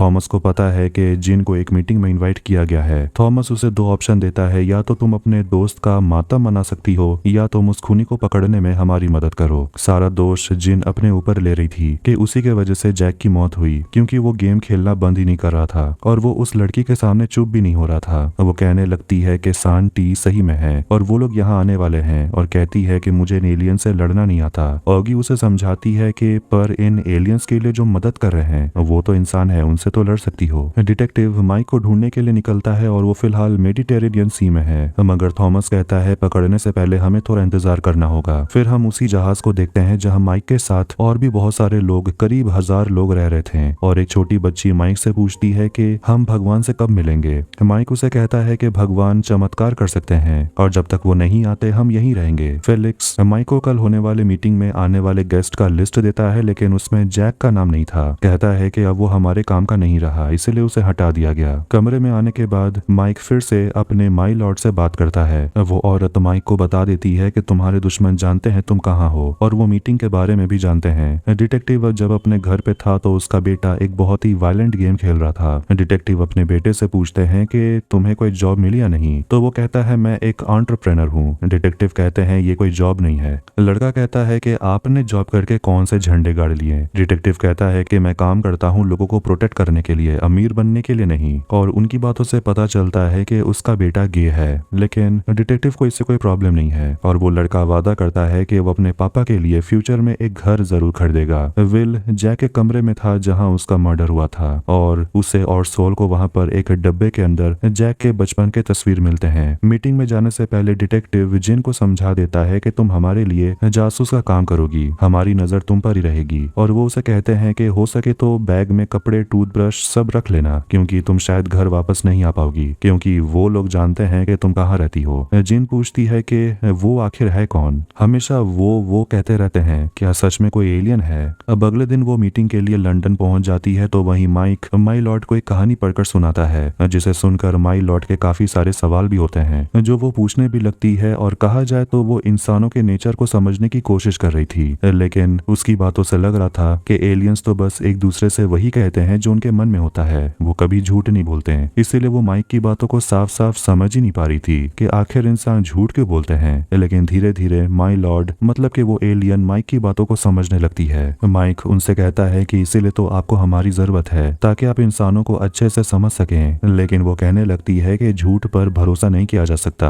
और हम तुम लोगों के साथ नहीं रह सकते। ये सुनकर माइक घबराने लगता है, कहीं वो एलियन यहाँ आने का इरादा ना बदल दें। जिन एक वीरान जगह आती है जहाँ एक औरत पहले उसकी चेकिंग करती है, उसका रेटिना स्कैन करती है और उसके बाद उसे अपने गाड़ी में बैठने को बोलती है। वो उसे मीटिंग तक लेकर जाती है और वहाँ सब कुछ डिटेक्टिव देख रहा था। जिन उस औरत से पूछती है कि मीटिंग में क्या होने वाला है, तो वो जवाब देती है कि हमारे लॉर्ड तुम्हें सब कुछ समझा देंगे। अब मीटिंग तक पहुंच जाती है और वहां पर उसे वही औरत मिलती है जिसे वो गले लगाती और कहती है कि तुम्हारे दोस्त के मरने का अफसोस है। डिटेक्टिव उस लड़की की आवाज को सुनकर पहचान जाता है कि इसी लड़की से तो वो कब्रिस्तान पर मिला था। मीटिंग में वो लड़की अपने लॉर्ड के बारे में बात करने लगती है, लेकिन तभी वहां पर उस संगठन की फाउंडर को बुलाया जाता है जो कोई और नहीं बल्कि वेरा की माँ ये वेंजी है, जिसे देखकर सभी का होश उड़ गया था क्योंकि इसकी उम्मीद किसी को नहीं थी। वो वहां स्टेज पर जाकर कहने लगती है कि मैंने अपने मुल्क को तबाह होते हुए देखा है, मेरी फैमिली खत्म हो गई, इंसान इंसानों को मारते थे, लेकिन अभी भी हम यही कर रहे हैं। हम खुद को बचा सकते हैं पर हम अकेले नहीं हैं। सांटी ने कुछ ऐसा ही हासिल कर लिया है और वो हमें वो सिखाने के लिए यहाँ आ रहे हैं ताकि हम जान सकें कि कैसे सरवाइव करना है। वो बहुत तेजी से हमारी तरफ आ रहे हैं, लेकिन उनके यहाँ पहुंचने में 400 साल लग जाएगा, इसलिए हमें अपने बच्चों को उनके आने के स्वागत के लिए तैयार करना पड़ेगा और उस दुनिया को भी। लेकिन तभी वहां पर बंदूक लेकर फोर्स की टीम पहुंच जाती है और ये वेंजी सभी लोगों से कहती है घबराने की जरूरत नहीं है, ये जो कुछ भी हो रहा है लॉर्ड की मर्जी से ही हो रहा है, आप सभी लोग बैठ जाइए। वो सभी जितने भी मीटिंग में गेस्ट आए थे सभी के हाथों को बांध दिया जाता है और जिन को वो अपने साथ ले जा रहे थे, लेकिन तभी वो रहस्यमयी औरत बंदूक निकाल कर गोली चला देती है और वहाँ भगदड़ मच जाती है। डिटेक्टिव जिन को लेकर वहां से निकलते हैं और उसे कहते हैं कि हम तुम्हें एक महफूज जगह ले जाएंगे तुम्हारी दोस्त ऑगी के साथ। फिर हम उस औरत को देखते हैं जो किसी तरह उस भगदड़ से बचकर निकल आती है। विल जैक का फोटो अपने घर पर लगा देता है और वो जिन को कॉल करता है और उसे बताता है कि उन लोगों को एक वेकेशन पर जाना चाहिए जिसकी उन्हें बहुत जरूरत है, लेकिन विल समझ जाता है कि जिन को छुपा रही है और वो उसे कहने लगती है कि बहुत अजीब कुछ हो रहा है और ये सब हमारे बारे में है जो हमारे पैदा होने से पहले शुरू हुआ था। फिर कहानी चली जाती है 1984 में। हम नॉर्थ अटलांटिक ओशन में एक जहाज को देखते हैं जिसमें वही बड़ा सा एंटीना लगा हुआ था। ये वेंजी माइक के साथ वहां पहुंच जाती है। माइक ने वहां पर अपना एक रिसर्च बेस बनाया है जहां वो लोग बिना किसी रोक टोक के अपना काम कर सकते हैं। माइक बताता है कि तुम्हारी मिलिट्री से जाने के बाद उनका रिप्लाई आया था क्योंकि तुम उनके लिए बहुत खास हो और एलियंस हमारे बारे में कुछ जानना चाहते हैं और अपने बारे में भी बताना चाहते हैं। वो ये वेंजी से कहता है कि तुम हमारे लिए उम्मीद बनकर आई हो और वो आ रहे हैं, जिसके बाद दोनों केस करने लगते हैं। कहानी आ जाती है प्रेजेंट में। ये वेंजी से पूछताछ करने के लिए थॉमस पहुंच जाता है और उसे पूछता है कि माइक के जहाज पर क्या होने वाला है। ये वेंजी अपने लॉर्ड के बारे में बात करने लगती है और कहने लगती है वो आ रहे हैं और उन्हें रोकना तुम्हारे बस में नहीं है और वो जब आएंगे तुम उनका एहसान मानोगे। इसके बाद हम थॉमस को देखते हैं जो जिन के बॉयफ्रेंड राज से मिलता है और राज को समझ नहीं आ रहा था कि आखिर थॉमस उसके पास क्यों आया है, वो तो उसे जानता भी नहीं है। राज थॉमस का आईडी देखता है और वो चौंक गया था। थॉमस उसे पूछता है कि तुमने नेवी क्यों ज्वाइन किया। राज कहता है अपनी देश की हिफाजत के लिए। थॉमस उसे एक और बड़े चीज में शामिल होने के लिए कहता है। ये वेंजी से पूछताछ करने पर डिटेक्टिव उसे पूछते हैं कि तुम्हें कैसे पता था कि जब एलियंस यहाँ आएंगे तो वो अच्छे ही होंगे। वो पूछता है क्या तुम्हें वहां से रिप्लाई आया था और उन्होंने कहा था कांटेक्ट करने की जरूरत नहीं है, लेकिन फिर भी तुमने उन्हें मैसेज भेजा। ये वेंजी बताने लगती है कि हमारी सभ्यता अपने समस्याओं को खुद सुलझा नहीं सकते। जीन और ऑगी एक महफूज जगह रह रहे थे और ऑगी वहां पर सोल्जर्स को चेकआउट भी कर रही थी और वो जिन से पूछती है कि राज कहाँ है। वो कहती है होगा कोई मिशन पर। जिन कहने लगती है कि वो वेरा की माँ को समझ नहीं पाई, वो तो उसके लिए प्यारी सी आंटी जैसी थी जो उसके लिए पकवान बनाती थी, लेकिन वो ऐसा भी कुछ कर सकती है उसे अंदाजा नहीं था। डिटेक्टिव ये वेंजी के लिए कॉफी लेकर आते हैं और वो कहने लगती है कि तुमने मुझे लॉर्ड के कहने पर ही पकड़ा है। यहाँ हमें पता चलता है कि माइक वेरा के पिता हैं, लेकिन ये बात उसने अपनी बेटी से छुपा के रखा। इस तरह से वो अपनी बेटी को बचा के रखना चाहती थी, लेकिन ये प्लान काम नहीं आया। डिटेक्टिव उसे पूछते हैं कि इन सब में जिन को शामिल क्यों किया। वो बताने लगती है क्योंकि वो इस पीढ़ी की बहुत अच्छी फिजिसिस्ट है। डिटेक्टिव कहता है कि मैसेज को उनके ग्रह तक पहुंचने में 4 साल लग जाते हैं और उनके जवाब मिलते ही और 4 साल। लेकिन इतने सालों में माइक उस जहाज में कर क्या रहा है। वो कहने लगती है काश मैं तुम्हें भविष्य दिखा सकती। डिटेक्टिव जवाब देता है कि तुम जितना जितना सोच रही हो भविष्य उतना अच्छा तो नहीं होगा। इंट्रोगेशन के बारे में डिटेक्टिव थॉमस से बात कर रहा था और थॉमस कहता है कि हमें माइक के बारे में कुछ पता लगाना होगा, खासकर अंदर की खबर, वो लॉर्ड के साथ क्या बातें करता है और उन्हें उस रिकॉर्ड को जाकर चुराना होगा। लेकिन प्रॉब्लम यह है कि अगर वो लोग स्पेशल फोर्स को वहां भेजते हैं तो दोनों तरफ से बहुत खून खराबा होगा, बच्चे लोग भी है वहां और वो भी मारे जाएंगे। लेकिन डिटेक्टिव बताता है कि उस जहाज ने अगले महीने पैनामा कैनल अथॉरिटी में एक दिन के लिए स्लॉट बुक किया है। जहाज में देखते हैं कि फिलिक्स काफी घबराया हुआ था क्योंकि मीटिंग में जो कुछ भी हुआ उसके बाद उन लोगों का प्लान गड़बड़ हो सकता है, पुलिस उनके पीछे आ सकती है। लेकिन माइक, उसे तो इस बातों से कोई फर्क ही नहीं पड़ता, कहता है ये सब तो लॉर्ड के मर्जी से ही हो रहा है, तो फिर हैरानी किस बात की। फिर वो अपने कमरे में आता है और लॉर्ड से बात करने की कोशिश करता है जिन्होंने अब इंसानों से बात करना बंद कर दिया क्योंकि उन्हें लग रहा था कि इंसान उन्हें धोखा दे सकते हैं। मगर माइक गिड़गिड़ाने लगता है कि मैंने आपसे कभी झूठ नहीं बोला, हमसे बात करिए। डिटेक्टिव ऑगी और जिन के लिए खाना लेकर आते हैं और वो ऑगी से कहता है कि वो राज हासिल करने के लिए तुम्हें अपना नैनो फाइबर प्रोडक्शन दोबारा से शुरू करना होगा। काउंटडाउन के वजह से ऑगी डरी हुई थी और वो पूछती है कि मेरे नैनो फाइबर से क्या हो जाएगा, लेकिन डिटेक्टिव कुछ नहीं बताता और कहता है बस भरोसा रखना। इसीलिए दोनों ऑफिस पहुंच जाते हैं प्रोडक्शन शुरू करने और पहले वो थोड़ा सा विस्की पीती है जो काफी कड़वा था। प्रोडक्शन स्टार्ट करने के बाद वो अपनी आंखें बंद कर लेती है और वो देखती है कि काउंटडाउन उसे दिखाई नहीं दे रहा। वो बहुत खुश हो जाती है और डिटेक्टिव को गले लगा लेती है। ऑगी को काउंटडाउन नहीं दिखाई दे रहा क्योंकि वो एलियन अब इंसानों से बात करना बंद कर चुके हैं क्योंकि उन्हें लगता है इंसान झूठे धोखेबाज होते हैं। थॉमस, राज और बाकी के नेवी ऑफिसर्स को अगले 6 दिन चलने वाले एक प्रोजेक्ट के बारे में बताते हैं जिसे करने पर उन्हें कोई इज्जत, कोई अवार्ड कुछ नहीं मिलेगा, लेकिन ये 6 दिन बहुत इंपॉर्टेंट है। विल से मिलने के लिए सोल और जैक का लॉयर सेल्विन आते हैं जो अपने साथ जैक के प्रॉपर्टी का पेपर्स भी लाए थे और पता चलता है कि जैक ने अपना आधा प्रॉपर्टी विल के नाम कर दिया है और टैक्स काटने के बाद विल को 20 मिलियन पाउंड मिलेगा और वो उसे डॉक्यूमेंट दे देता है साइन करने के लिए। सोल उसे समझाने की कोशिश करता है कि जैक भी यही चाहता कि तुम अपने ट्रीटमेंट के लिए कोशिश करो, लेकिन वो कहता है इसका कोई फायदा नहीं है, कैंसर पूरे शरीर में फैल चुका है और जितना भी समय बचा है मैं हॉस्पिटल में नहीं बिताना चाहता। पैनामा कैनल में नेवी सोल्जर्स मिलकर ऑगी के नैनो फाइबर एपरेटस लगा रहे थे। थॉमस राज को जाकर बता देता है कि काम जल्दी से करो, 26 घंटे में जहाज यहाँ पहुंच जाएगा। फिर वो ऑगी से जाकर बात करता है और राज को कहता है कि उस लड़की पर थोड़ा नजर रखना, मुझे उस पर भरोसा नहीं है। ऑगी इस बात को लेकर परेशान थी कि उस जहाज में जितने भी लोग होंगे सब मारे जाएंगे, इसीलिए वो राज से पूछती है कि उस जहाज में कितने लोग होंगे। वो कहता है ज्यादा लोग नहीं होंगे। ऑगी कहने लगती है कि उन्होंने पहले कभी इतने लंबे नैनो फाइबर नहीं बनाए, उसे भरोसा नहीं है कि ये टिक पाएंगे भी कि नहीं। राज के लिए ये बस एक काम है और उसे फर्क नहीं पड़ता कि इसमें कितने लोगों की जान जाती है क्योंकि ये करना जरूरी है। ऑगी किसी को मारना नहीं चाहती थी और वो राज से पूछती है कि तुम्हें क्या लगता है ये क्यों हो रहा है। वो कहता है कि हम एक जंग में हैं। इसके बाद कैनल में जैसे ही माइक वाला जहाज पहुंचता है और नैनो फाइबर सिस्टम को ऑन कर दिया जाता है, माइक अपने लॉर्ड का इंतजार कर रहा था।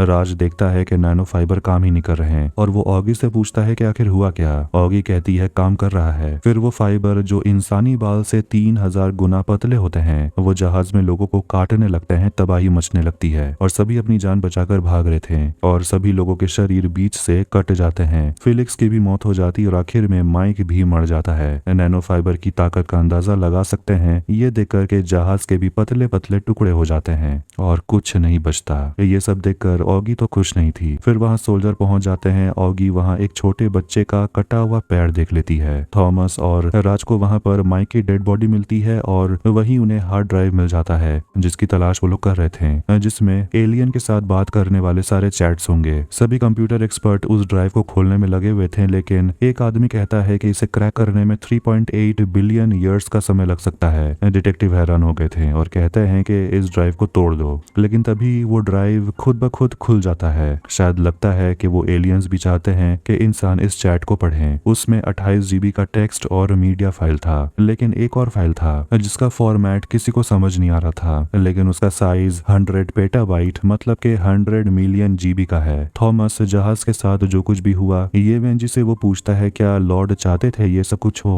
वो कहती है हाँ, लेकिन उसे यकीन है कि वो इंसानों को बचाने के लिए आ रहे हैं, उसे फर्क नहीं पड़ता अगर कुछ लोग मारे जाते हैं तो। थॉमस कहता है जब एलियंस पृथ्वी पर आएंगे तो वो लोग एलियंस को तबाह कर देंगे। ये वेंजी इस पर हंसती है और कहती है ऐसा वो लोग कुछ नहीं कर पाएंगे। वो सामने एक रिकॉर्डर रखता है जिसमें माइक और एलियन के बीच हुई बातचीत की रिकॉर्डिंग है। ये वेंजी रिकॉर्डिंग को सुनती है और उस रिकॉर्डिंग में वही हिस्सा था जिसमें एलियन को समझ आ जाता है कि इंसान झूठे धोखेबाज होते हैं और वो लोग इंसान के साथ अब नहीं रह सकते क्योंकि वो कभी भी धोखा दे सकते हैं। ये सुनकर ये वेंजी को यकीन नहीं हो रहा था कि उनके लॉर्ड उनके ही लोगों पर यकीन नहीं कर रहे हैं। जीन ऑगी और राज को कॉल कर रही थी लेकिन कोई कॉल नहीं उठा रहा था। उससे मिलने के लिए थॉमस आते हैं और पूछते हैं कि तुम्हें एक्स्ट्रा डायमेंशन हायर डायमेंशन के बारे में जानती हो। इस बारे में थॉमस को राज ने बताया था। वो थॉमस से पूछती है कि तुम्हें हायर डायमेंशन के बारे में क्यों जानना है। वो पूछता है तुम सोफोन के बारे में क्या जानती हो, और सोफोन ही उस 100 मिलियन GB फाइल का नाम है। जिन को लगता है कि शायद ये गेम का कोई और लेवल है। फिर वो दोनों हेडसेट पहन लेते हैं और पहली बार गेम के अंदर पहुंचकर थॉमस काफी चौंक गया था क्योंकि इतना एडवांस वर्चुअल रियलिटी उसने अपनी जिंदगी में पहले कभी नहीं देखा। फिर वहां पर वही तलवार वाली औरत मिलती है। थॉमस उसे पूछता है कि क्या तुम लोग ऐसे ही दिखते हो। वो कहती है नहीं, हम जैसे दिखते हैं वो तुम्हें पसंद नहीं आएगा। वो कहने लगती है कि हमारी नस्ल बर्बाद हो चुकी है। उसे इस बात का डर है कि इंसान बहुत जल्दी इवॉल्व हो रहे हैं, एडवांस हो रहे हैं, और उन्हें डर है कि 400 साल के बाद जब उनका जहाज पृथ्वी पहुंचेगा तो इंसान इतने एडवांस हो चुके होंगे कि वो एलियंस को तबाह कर देंगे। इसीलिए वो लोग चाहते हैं कि पृथ्वी से साइंस खत्म हो जाए और ये काम वो अपने सोफोन से करेंगे जो एक प्रोटॉन है। वो कहती है कि इस ब्रह्मांड में 3 से ज्यादा डायमेंशन है, कुछ इतने छोटे हैं कि वो हमें दिखाई भी नहीं दे सकते,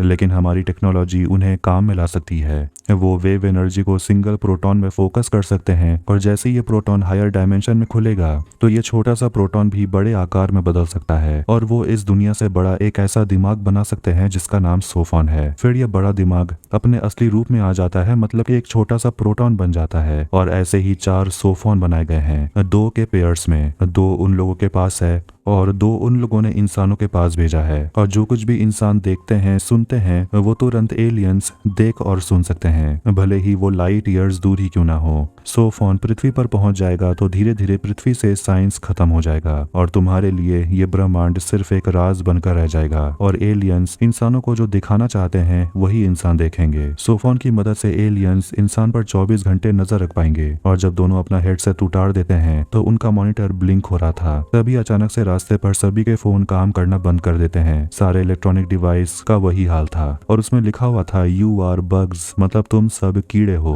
और ये वेंजी ये मैसेज देखकर घबराने लगी थी। तभी पूरे पृथ्वी को आसमान से कुछ ढकने लगता है और ये सोफोन है और वो बिल्कुल पृथ्वी जैसा ही बन जाता है, मतलब कि जो नीचे है वही ऊपर देखने को मिल रहा था और वहाँ कई सारे आंख जैसे आकार बन जाते हैं, जिसे देखकर वो मिस्टीरियस औरत बहुत खुश हो रही थी। आसमान में वो मंजर देखने के बाद सभी लोग रास्ते पर आकर प्रदर्शन करने लगते हैं। पूरे दुनिया में हड़कंप का माहौल था। उन्हें किसी तरह समझाया जाता है कि एलियंस 400 साल के बाद आएंगे। कुछ लोग तो एलियंस से लड़ने की तैयारी भी कर रहे थे और ऐसे कई सारे मल्टीनेशनल एजेंसीज बनाए गए हैं ग्लोबल डिफेंस के लिए। जिन खिड़की के बाहर देखती है कि पूरा शहर जल रहा था। ज्यादातर जगहों पर कर्फ्यू लगा दिया जाता है। कुछ ऐसे संगठन भी सामने आए हैं जो उन एलियंस यानी कि सांटी को अपना भगवान मानते हैं। वो मानते हैं कि वो इंसान को बचा लेंगे। डिटेक्टिव की भी नजर जाती है लैंप पोस्ट पर जहां लाइन से लोगों की लाश लटकी हुई थी, मतलब कि उन लोगों ने खुद को मार दिया। मतलब कि डर के मारे लोग अपनी जान भी दे रहे थे। ये वेंजी से मिलने के लिए जीन आती है और ये वेंजी उस मैसेज को सुनने के बाद से चुप बैठी हुई है क्योंकि उसके भगवान ने इंसानों को कीड़ा कैसे बोल दिया। जीन उसे बताती है कि बाहर लोग बहुत डरे हुए हैं, लोग अपने साथ गलत काम कर रहे हैं, ज्यादातर तुम्हारे फॉलोअर्स हैं। आप मुझे बताइए कि आखिर वेरा ने खुद को क्यों मारा और क्या जैक को भी तुमने ही मरवाया है। ये वेंजी बताने लगती है कि स्टेज पर जब मेरे पिता को मारा गया तो वहां पर एक पोस्टर था, पूरे शहर में वैसा ही पोस्टर था। एक आदमी है जो अपने हथौड़े से बुद्धा की और जीसस की मूर्ति को तोड़ रहा था।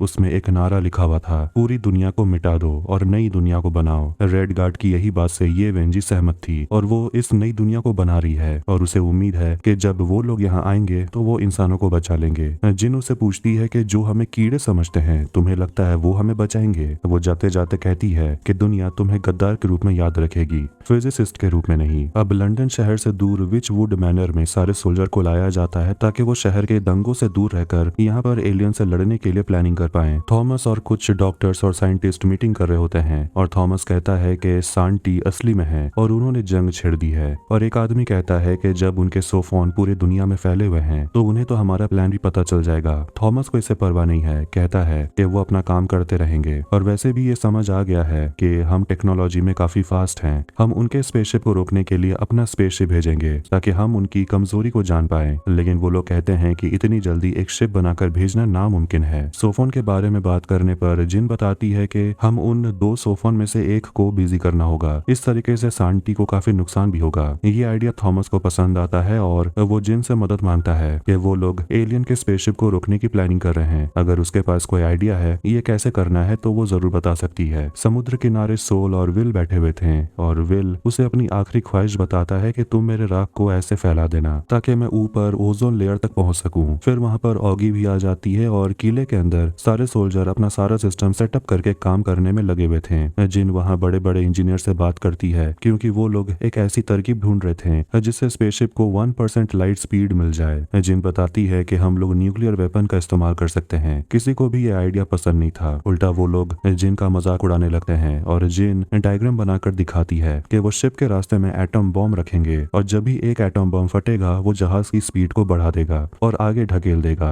हर धमाके के साथ जहाज को और गति मिलेगी। 1000 धमाके के बाद हमारा शिप 1% लाइट स्पीड पर पहुंच जाएगा। लेकिन इस पर इंजीनियर कहते हैं कि हम लोग न्यूक्लियर समझौते का क्या करेंगे, इस पर कितना खर्च आएगा ये आपको पता है। वैसे थॉमस को आइडिया पसंद था और वो कहता है कि मरने से पहले वो एक बार कोशिश तो करना चाहता है। दूसरी तरफ सोल और विल और ऑगी एक दुकान के टीवी पर देख रहे होते हैं कि बड़े बड़े बिलियनियर्स सरकार को डोनेशन दे रहे थे ताकि एलियन से होने वाले युद्ध में हम इंसान अच्छे तरीके से तैयार हो सकें। राज थॉमस से बात करने के लिए आता है लेकिन वो राज से कहता है मेरी खिड़की को खोल देना, लेकिन वो खोल नहीं पाता। उसे लगता है ये खिड़की सील किया हुआ है, लेकिन थॉमस उठकर खिड़की आराम से खोल देता है। राज थॉमस से कहता है कि वो यहाँ रहकर कंप्यूटर में काम नहीं करना चाहता बल्कि वो उनके साथ काम करना चाहता है जो स्पेसशिप बनाने में मदद कर रहे हैं। थॉमस मान जाता है और कहता है कि जहाज को चांद पर बनाया जाएगा और वैसे भी अगर इस मिशन में जिंदा बचे तो तुम्हें मेडल भी दिया जाएगा। वो जाते जाते उसे खिड़की बंद करने को बोलता है।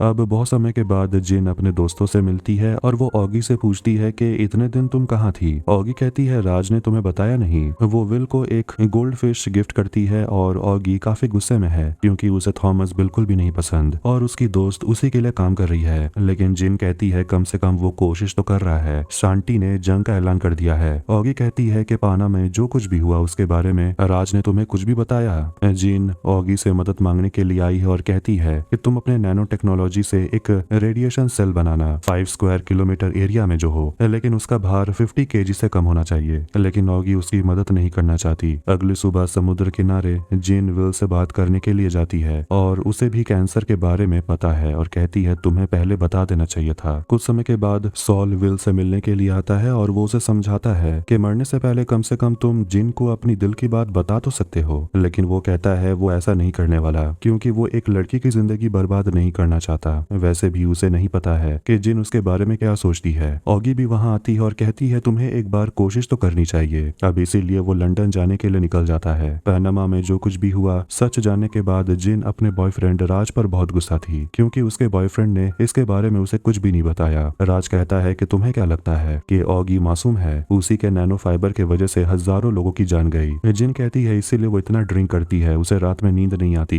वो खुद को दोषी मानती है। राज जीन से कहता है कि तुम जो कर रही हो वो भी तो जंग की तैयारी ही है। फिर उस रात ऑगी बहुत ज्यादा उल्टी करती है क्योंकि वो बहुत ड्रिंक कर रही थी। सॉल उसे संभालता है। सच बताने के बाद राज जीन से माफी मांगता है और दोनों गले लगते हैं। और ये सब कुछ दूर से विल देख रहा था और अपने दिल की बात वो ना कहे ही वहां से चला जाता है। ये वेंजी से जेल में मिलने के लिए डिटेक्टिव आते हैं और पूछते हैं कि वेरा ने खुदकुशी क्यों की। तो वो बताती है कि मैंने माइक को मैसेज किया था लेकिन उसकी बेटी ने शायद वो मैसेज देख लिया था लेकिन उसने कुछ नहीं कहा। ये वेंजी के ऊपर किसी भी चीज का इल्जाम नहीं था, इसीलिए डिटेक्टिव उसे जाने देते हैं। बीच हाउस में बैठकर तीनों बातें कर रहे थे और विल ऑगी को बताता है कि उसे जिन की मदद करनी चाहिए उस मिशन में जिसके लिए वो दिन रात लगी हुई है। वो कहता है कि अगर जिन गलत होती तो शायद जिन उस काम के लिए नहीं मानती। वैसे भी जो कुछ भी हो रहा है इसमें तो सबकी भलाई है, इसलिए तुम्हें जिन की मदद करनी चाहिए। तुम्हारी मदद उसके काम आ सकती है। जिन थॉमस को जाकर एक प्रॉब्लम बताती है कि अगर उनके जहाज की रफ्तार 1% लाइट स्पीड तक पहुंच भी जाती है तो वो उस स्पीड को कम नहीं कर पाएंगे और उन्हें एलियंस के बारे में जानकारी इकट्ठा करने में नैनो सेकंड से भी कम का वक्त लगेगा और सोफन की मदद से वो हमारे जहाज को तबाह भी कर सकते हैं। थॉमस कहता है ये कोई बड़ी प्रॉब्लम नहीं है। वो कहता है कि एलियंस जहाज को तबाह नहीं करेंगे, वो जहाज को पकड़ लेंगे और हम जहाज के अंदर अपने इंसानों को भेजेंगे। ये वेंजी को छोड़ दिया गया था और उसे बाहर एक डोनेशन मांगने वाली औरत मिलती है, लेकिन ये वेंजी के पास पैसे नहीं थे। डिटेक्टिव का एक आदमी ये वेंजी का पीछा कर रहा था, ये देखने के लिए कि वो कहाँ जाती है। ऑगी थॉमस के मैनर तक पहुंच जाती है अपने दोस्त को हेल्प करने।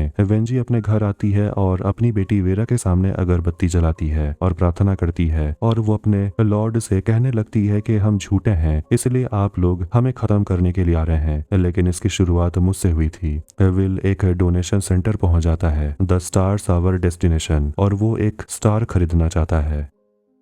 अब रात के समय विल सॉल को बता रहा होता है कि उसने एक स्टार खरीदा है। वो चाहता है कि उसके जाने के बाद जिन उस स्टार को देखकर विल को याद करे। सॉल उसे पूछता है कि तुम्हें कोई बेहतर जगह नहीं मिला पैसा खर्च करने के लिए? विल कहता है नहीं, और इस बारे में वो जिन को कुछ भी नहीं बताना चाहता। सॉल फ्रस्ट्रेट हो जाता है क्योंकि विल अपनी दिल की बात जिन को बताता ही नहीं, लेकिन तभी विल बेहोश हो जाता है। विल को हॉस्पिटल में एडमिट कराया जाता है और जिन उसे वीडियो कॉल के जरिए बात कर रही थी और वो दवाई के नशे में कुछ भी बोल रहा था। सॉल जिन को रिक्वेस्ट करता है कि अगर समय मिले तो एक बार हॉस्पिटल आ जाना। राज आकर दिखाता है कि जिन के लिए पार्सल आया है और विल ने अपना खरीदा हुआ स्टार जिन को गिफ्ट कर दिया था, लेकिन ये बात जिन नहीं जानती। उसे लगता है किसी चाहने वाले ने उसके लिए स्टार गिफ्ट किया है। डॉक्टर और इंजीनियर एक साथ मीटिंग कर रहे होते हैं और वो लोग बता रहे होते हैं कि अगर 1% लाइट स्पीड में अगर हमारी जहाज आगे बढ़ती है तो पहुंचने में 200 साल लग जाएंगे और अंदर रह रहे लोग मारे जाएंगे, लेकिन उसके लिए भी उन्होंने एक रास्ता ढूंढ लिया है। उन्होंने एक जानवर को क्रायो चेम्बर के अंदर रखा हुआ था और 1 महीने से वो जानवर बिल्कुल वैसा ही है। वो ना सोया हुआ है ना वो होश में है। उन्होंने चिंपैंजी के दिमाग को जमा दिया था। इस तरह से इंसान को भी प्रिजर्व करके रखा जा पाएगा। चिंपैंजी को होश में लाया जाता है और उसका टेस्ट भी लिया जाता है। उसके बाद उसे एक केला दिया जाता है खाने के लिए, लेकिन केला खाने के बाद उसे उल्टी हो जाती है। ऑगी बात करने पर बताती है कि वो इस मिशन पर काम करने के लिए इसीलिए मानी है क्योंकि वो लोगों की मदद करना चाहती है, लेकिन शायद वो गलत लोगों के साथ है। लेकिन जिन उसे समझाती है कि हम जो कर रहे हैं वो सबके लिए कर रहे हैं क्योंकि हमारे पास अब ज्यादा समय नहीं है। पलक झपकते ही ये 400 साल भी बीत जाएंगे, अभी नहीं तो कभी नहीं। विल से मिलने के लिए उसके रिश्तेदार आते हैं और रॉक्सैन बताती है कि कैसे विल को हमेशा आगे बढ़ने का कितना सारा मौका मिलता था, लेकिन उसने कभी मौके का फायदा नहीं उठाया। वो हमेशा से ही होशियार था, कुछ भी कर सकता था। वो फिजिक्स में बहुत आगे जा सकता था, लेकिन विल कहता है मैं जहाँ हूँ वहीं खुश हूँ। लेकिन असली वजह पता चलता है कि वो दोनों यहाँ पर आए हैं विल से उसकी प्रॉपर्टी मांगने के लिए, क्योंकि अब तो विल के लिए ये सारी चीजें बेकार ही हैं। विल उन्हें कह देता है कि मेरी माँ ने जो मेरे लिए कुछ भी छोड़ा है वो सब तुम्हारा ही है। थॉमस एक प्रॉब्लम बताता है कि उन्हें 1000 बॉम्ब चाहिए होगा, लेकिन उन्हें सिर्फ 300 ही मिले हैं जिससे काम चलाना होगा। और ये भी प्रॉब्लम है कि वो ज्यादा वजन स्पेसशिप के अंदर नहीं भेज सकते, किसी इंसान को तो बिल्कुल भी नहीं। थॉमस कहता है फिर किसी इंसान के दिमाग को निकाल कर हमें भेजना पड़ेगा, उसे हम प्रिजर्व करके रखेंगे। एक तरह से देखा जाए तो हमारा मकसद भी पूरा हो जाएगा। ऑगी फिर से घबरा गई थी कि इस मिशन के लिए किसी की जान लेनी पड़ेगी। वो वहाँ बैठे हुए इंजीनियर डॉक्टर से पूछता है कि कौन जाना चाहता है उस एलियन से मिलने के लिए। थॉमस साफ साफ कह देता है कि हमें कोई ऐसा चाहिए जो फिजिक्स, केमिस्ट्री, रॉकेट साइंस के बारे में जानकार हो, ऐसा जो मरने के लिए तैयार हो या फिर मौत के किनारे हो। है कोई ऐसा? जिन ऐसे एक आदमी को जानती है और थॉमस दोनों को बताता है कि विल को वो लोग भेजेंगे उस स्पेसशिप के अंदर, क्योंकि विल फिजिक्स के बारे में बहुत कुछ जानता है। ऑगी और जिन मना कर रहे थे क्योंकि विल उनका दोस्त है, लेकिन थॉमस रुकने वालों में से नहीं था। वो विल को मना कर रहेगा। ये सब देखकर ऑगी कहने लगती है कि मुझे यहाँ आना ही नहीं चाहिए था, इसलिए वो यहाँ से जा रही थी। डिटेक्टिव अपने घर पर वही वायलेंट गेम खेल रहा था जो उसका बेटा भी देख लेता है, और वो अपने पापा से कहता है सिर्फ बटन दबाने से गेम नहीं जीत जाओगे। वो अपने पापा को बताता है कि उसने अपने बॉयफ्रेंड एली के साथ मिलकर ग्रेट एस्केप नाम का एक कंपनी खोला है। यहाँ लोग अपना पेंशन अकाउंट खोल सकते हैं ताकि वो फ्यूचर में किसी दूसरे प्लेनेट में जा सके पैसे बचाकर, और उन्हें पैसों की कमी ना हो। डिटेक्टिव खुश होते हैं कि उसके बेटे ने ये सब कुछ खुद से किया है, लेकिन वो कहते हैं ये बकवास है। उसका बेटा कहता है तो फिर आप हमारे साथ काम करिए बकवास को रियल बनाने में। ऑगी अपने बॉस से मिलने के लिए जाती है और अपने बॉस के सामने नैनो फाइबर का सारा प्रोसेस सोशल मीडिया में डाल देती है, लेकिन उसके बॉस डेनिस कहते हैं कि फिर भी इसकी कॉपी कोई नहीं कर सकता। लेकिन ऑगी कहती है कि वो कॉपी नहीं करेंगे बल्कि नैनो फाइबर ही दूसरे तरीके से वो बना लेंगे और इस तरीके से वो कॉपीराइट से भी बच सकते लगते हैं। ये सबसे डेनिस मतलब उनका बॉस काफी गुस्सा हो गया था, क्योंकि अब दूसरे कंपनी भी नैनो फाइबर बनाने लगेंगे तो उनके कंपनी को नुकसान होगा। लेकिन ऑगी को इससे कोई फर्क नहीं पड़ता, क्योंकि वो यहाँ से जा रही है और उसके 3 घंटे में फ्लाइट है। जिन विल से मिलने के लिए हॉस्पिटल आती है और वो उसे प्रोजेक्ट के बारे में बताती है, क्योंकि इसमें विल का काफी अहम रोल है। लेकिन जिन उसे कहती है तुम थॉमस को मना कर दो। विल उसे पूछता है क्या तुम्हारे पास भेजने के लिए कोई और ऑप्शन है? लगता नहीं है कोई है, सिर्फ मैं ही हूँ। अगर मैं नहीं तो तुम्हारे प्रोजेक्ट नहीं होगा। वो जिन से कह देता है कि वो उसे प्यार करता है, लेकिन उसे कोई फर्क नहीं पड़ता क्योंकि उसके पास अब समय नहीं है। ये सुनने के बाद जिन रोने लगती है। ये वेंजी अपनी बेटी को याद कर रही थी और उसके बाद वो किसी को कॉल करती है और कहती है कि मुझे तुमसे मिलना है। अब वो कब्रिस्तान में सोल से मिलती है। सोल कहने लगता है कि वेरा को पता था कि आपने एलियन को यहाँ बुलाया है, लेकिन वो ऐसे ही ये कदम नहीं उठा सकती थी। जरूर उसके हाथ कुछ तो लगा था। वो उसे पूछती है कि तुम तो वेरा के ही ऑफिस में थे, तुम अपना ही ऑफिस वहाँ क्यों नहीं खोल लेते? सोल कहता है कि मुझे फिजिक्स में उतना इंटरेस्ट नहीं रहा, मैं फिजिक्स को अब उतनी अहमियत नहीं देता। ये वेंजी कब्र की तरफ इशारा करते हुए कहती है कि आखिर में हर इंसान की अहमियत एक समान ही हो जाती है। थॉमस देखता है कि विल के सारे रिजल्ट्स पॉजिटिव आए हैं, लेकिन उसे एक साइन चाहिए था। इसके बाद हम उसी मिस्टीरियस औरत को देखते हैं जो जंगल में एक वैन में रहती है। वो टीवी देख रही थी, लेकिन तभी टीवी के जरिए वो एलियन उससे बात करती है और वो एलियन उस औरत को समझाती है कि तुम जिस चीज का हिस्सा हो वो तुमसे बहुत बड़ी है और अब तुम हमारा हिस्सा हो और हमें तुम्हारी जरूरत है। ये वेंजी एयरपोर्ट पर होती है और डिटेक्टिव का आदमी उसका पीछा कर रहा था। वो जानती है कि वो उसका पीछा कर रहा है, लेकिन फिर भी वो उसे कहती है कि मैंने अपना सीट बदल लिया है और मैं तुम्हारे बगल में बैठ रही हूँ। सफर बहुत लंबा है। विल को हॉस्पिटल से अब दूसरे जगह शिफ्ट कर दिया गया था और उसे एक टैबलेट दिया जाता है जिसमें कई सवाल होते हैं जिसके जवाब उसे देने होंगे। मिशन में जाने से पहले थॉमस जिन से आकर कहता है कि वो एक मीटिंग के लिए जा रहा है और वो उसे बता देता है कि वो स्टार तुम्हें विल ने खरीद कर दिया था, क्योंकि उसे विरासत में बहुत सारे पैसे मिले हैं। अच्छा होगा कि वो स्टार तुम किसी को बेच दो। विल टैबलेट पर अपने सवालों का जवाब दे रहा था। सवाल ये था कि क्या आप अपनी जिंदगी खत्म करना चाहते हैं? हाँ के लिए 5 दबाएं और वो 5 दबा देता है। सोल उसे समझा रहा होता है कि तुम उस मिशन पर जाओगे तो हो सकता है कि एलियन तुम्हें पकड़ लेंगे। वो तुम्हारे ब्रेन को स्टडी करेंगे, तुम्हें फ्रीज करके रखेंगे, जानने की कोशिश करेंगे कि इंसान कैसा इमोशंस फील करते हैं। तुम कभी मरोगे नहीं, हो सकता है वो तुम्हें दोबारा जिंदा कर दें, तुम फिर मर जाओगे, वो तुम्हें फिर से जिंदा करेंगे। हमें नहीं पता कि एलियन किस चीज के काबिल हैं, क्योंकि वो हमें कीड़े समझते हैं और कीड़ों की अहमियत नहीं होती, इसलिए तुम्हें इन सब चीजों में नहीं पड़ना चाहिए। लेकिन विल अपना मन बना चुका है और वो जाना चाहता है, क्योंकि ये मौका ज्यादा लोगों को नहीं मिलता। जिन हॉस्पिटल पहुंचती है तो वो देखती है कि उसका दोस्त जा चुका था। उसके दिमाग को निकालने का प्रोसीजर शुरू हो चुका था। ये देखकर जिन काफी रोने लगती है। ये वेंजी और डिटेक्टिव का आदमी मंगोलिया पहुंच जाते हैं, मिलिट्री बेस के बाहर, जहां वो सालों पहले काम किया करती थी। और वो मिलिट्री बेस के अंदर जाती है अकेले, क्योंकि उसे कुछ वक्त अकेले बिताना था। वो एंटीना पूरी तरह से उजड़ चुका था। वो किनारे खड़ी हो जाती है शायद कूदने के लिए। तभी वहां पर वही मिस्टीरियस औरत आती है जिसका नाम है टाटियाना। वो दोनों गले मिलते हैं और ये जानकर ये वेंजी काफी खुश होती है कि लॉर्ड ने उन लोगों का साथ नहीं छोड़ा। ये वेंजी वहां से कूदने का अपना मन बना चुकी है, लेकिन टाटियाना उसे कहती है कि मैं आपको कुछ और दे सकती हूँ, कुछ खूबसूरत। दोनों वहां पर बैठकर बातें करते हैं और ये वेंजी कहती है कि पहले ये देश बहुत खूबसूरत हुआ करता था। वो सोचती है कि लॉर्ड ने टाटियाना को उसके पास इसीलिए भेजा है क्योंकि अब ये वेंजी का मकसद पूरा जो हो चुका है। टाटियाना उसे कहती है कि आपने अपनी पूरी उम्र बहुत कुछ सहा है, अब आपका आराम करने का वक्त आ गया है। और वो वहां आखिरी बार सूरज को ढलते हुए देखती है।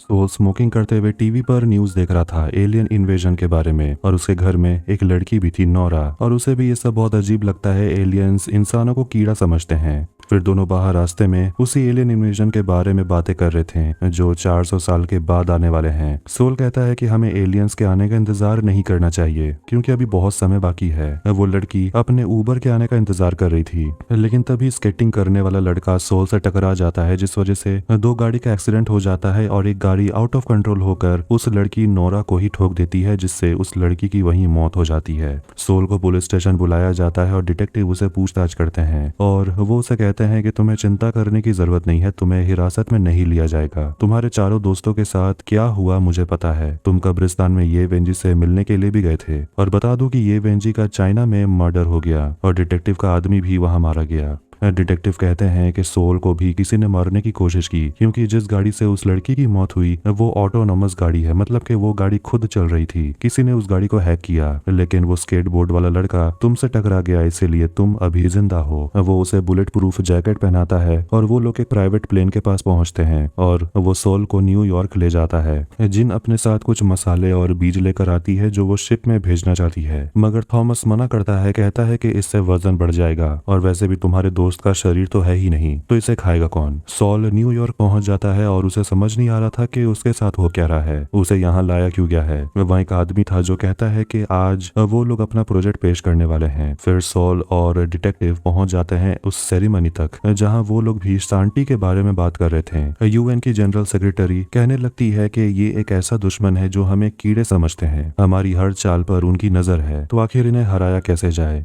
सोफोन ताकतवर तो है, लेकिन इतने भी ताकतवर नहीं है कि वो इंसानों के दिमाग को पढ़ पाए, इसलिए इस प्रोजेक्ट को बनाया गया है जिसका नाम है वॉलफेसर। इसमें ऐसे लोगों को चुना जाएगा जो अपना प्लान अपने दिमाग में ही रखेंगे और समय आने पर अमल करेंगे, और जब तक उनका एक्शन सही होता है तब तक उनके खिलाफ कोई भी कार्रवाई नहीं होगी। पहला वॉलफेसर है जनरल हो बोलिन, जिनकी लिखी हुई मिलिट्री किताबें हर जगह पढ़ाई जाती है। दूसरी है लैला एरिक, जो पहले ISIS से लड़ चुकी है। और तीसरा मेंबर है सोल, नाम सुनकर वो भी चौंक गया था। वो सेक्रेटरी जनरल से बात करता है, कहता है कि मैं तो छोटा सा रिसर्चर हूँ, मुझे इस मिशन के लिए क्यों चुना गया है। सेक्रेटरी जनरल उसे कहती है कि हमारे दुश्मन हमें देख सकते हैं, उन्हें ऐसा ही लगेगा कि आप स्पेशल हो। सोल कहता है कि मैं ये नहीं करना चाहता। सेक्रेटरी जनरल कहती है ओके। वो वहां से जाना चाहता है, वो भी अकेले, लेकिन डिटेक्टिव उसे मना करता है। फिर भी वो बाहर निकल जाता है और बाहर निकलते ही उसे गोली लग जाती है, लेकिन बुलेट प्रूफ जैकेट पहनने की वजह से उसे ज्यादा कुछ नुकसान नहीं होता, लेकिन फिर भी उसे हॉस्पिटल ले जाया जाता है। थॉमस अपने पूरे टीम को लेकर दूसरे जगह जा रहा था। जिन भी वहां आती है, लेकिन वो अपने बॉयफ्रेंड राज के साथ नहीं बैठती, वो अकेले बैठ जाती है। तभी थॉमस को डिटेक्टिव का कॉल आता है और हॉस्पिटल में सोल को होश आ जाता है और वो मानता है कि ये उसी की गलती है। सोल उससे मिलना चाहता है जिसने उस पर गोली मारी। राज जिन से बात करने के लिए आता है और उसे पूछता है कि तुमने ब्रेकअप कर लिया या तुमने मुझे ब्रेकअप के बारे में बताया नहीं। जिन अपने काम को लेकर काफी स्ट्रेस में थी, क्योंकि उसे चिंता है कि स्पेसशिप के अंदर विल के दिमाग को रखा गया है और किसी भी तरह उसे बचाना होगा, क्योंकि स्पेसशिप 300 बॉम्ब से होते हुए गुजरेगा। राज उसे पूछता है क्या तुम विल से प्यार करती थी।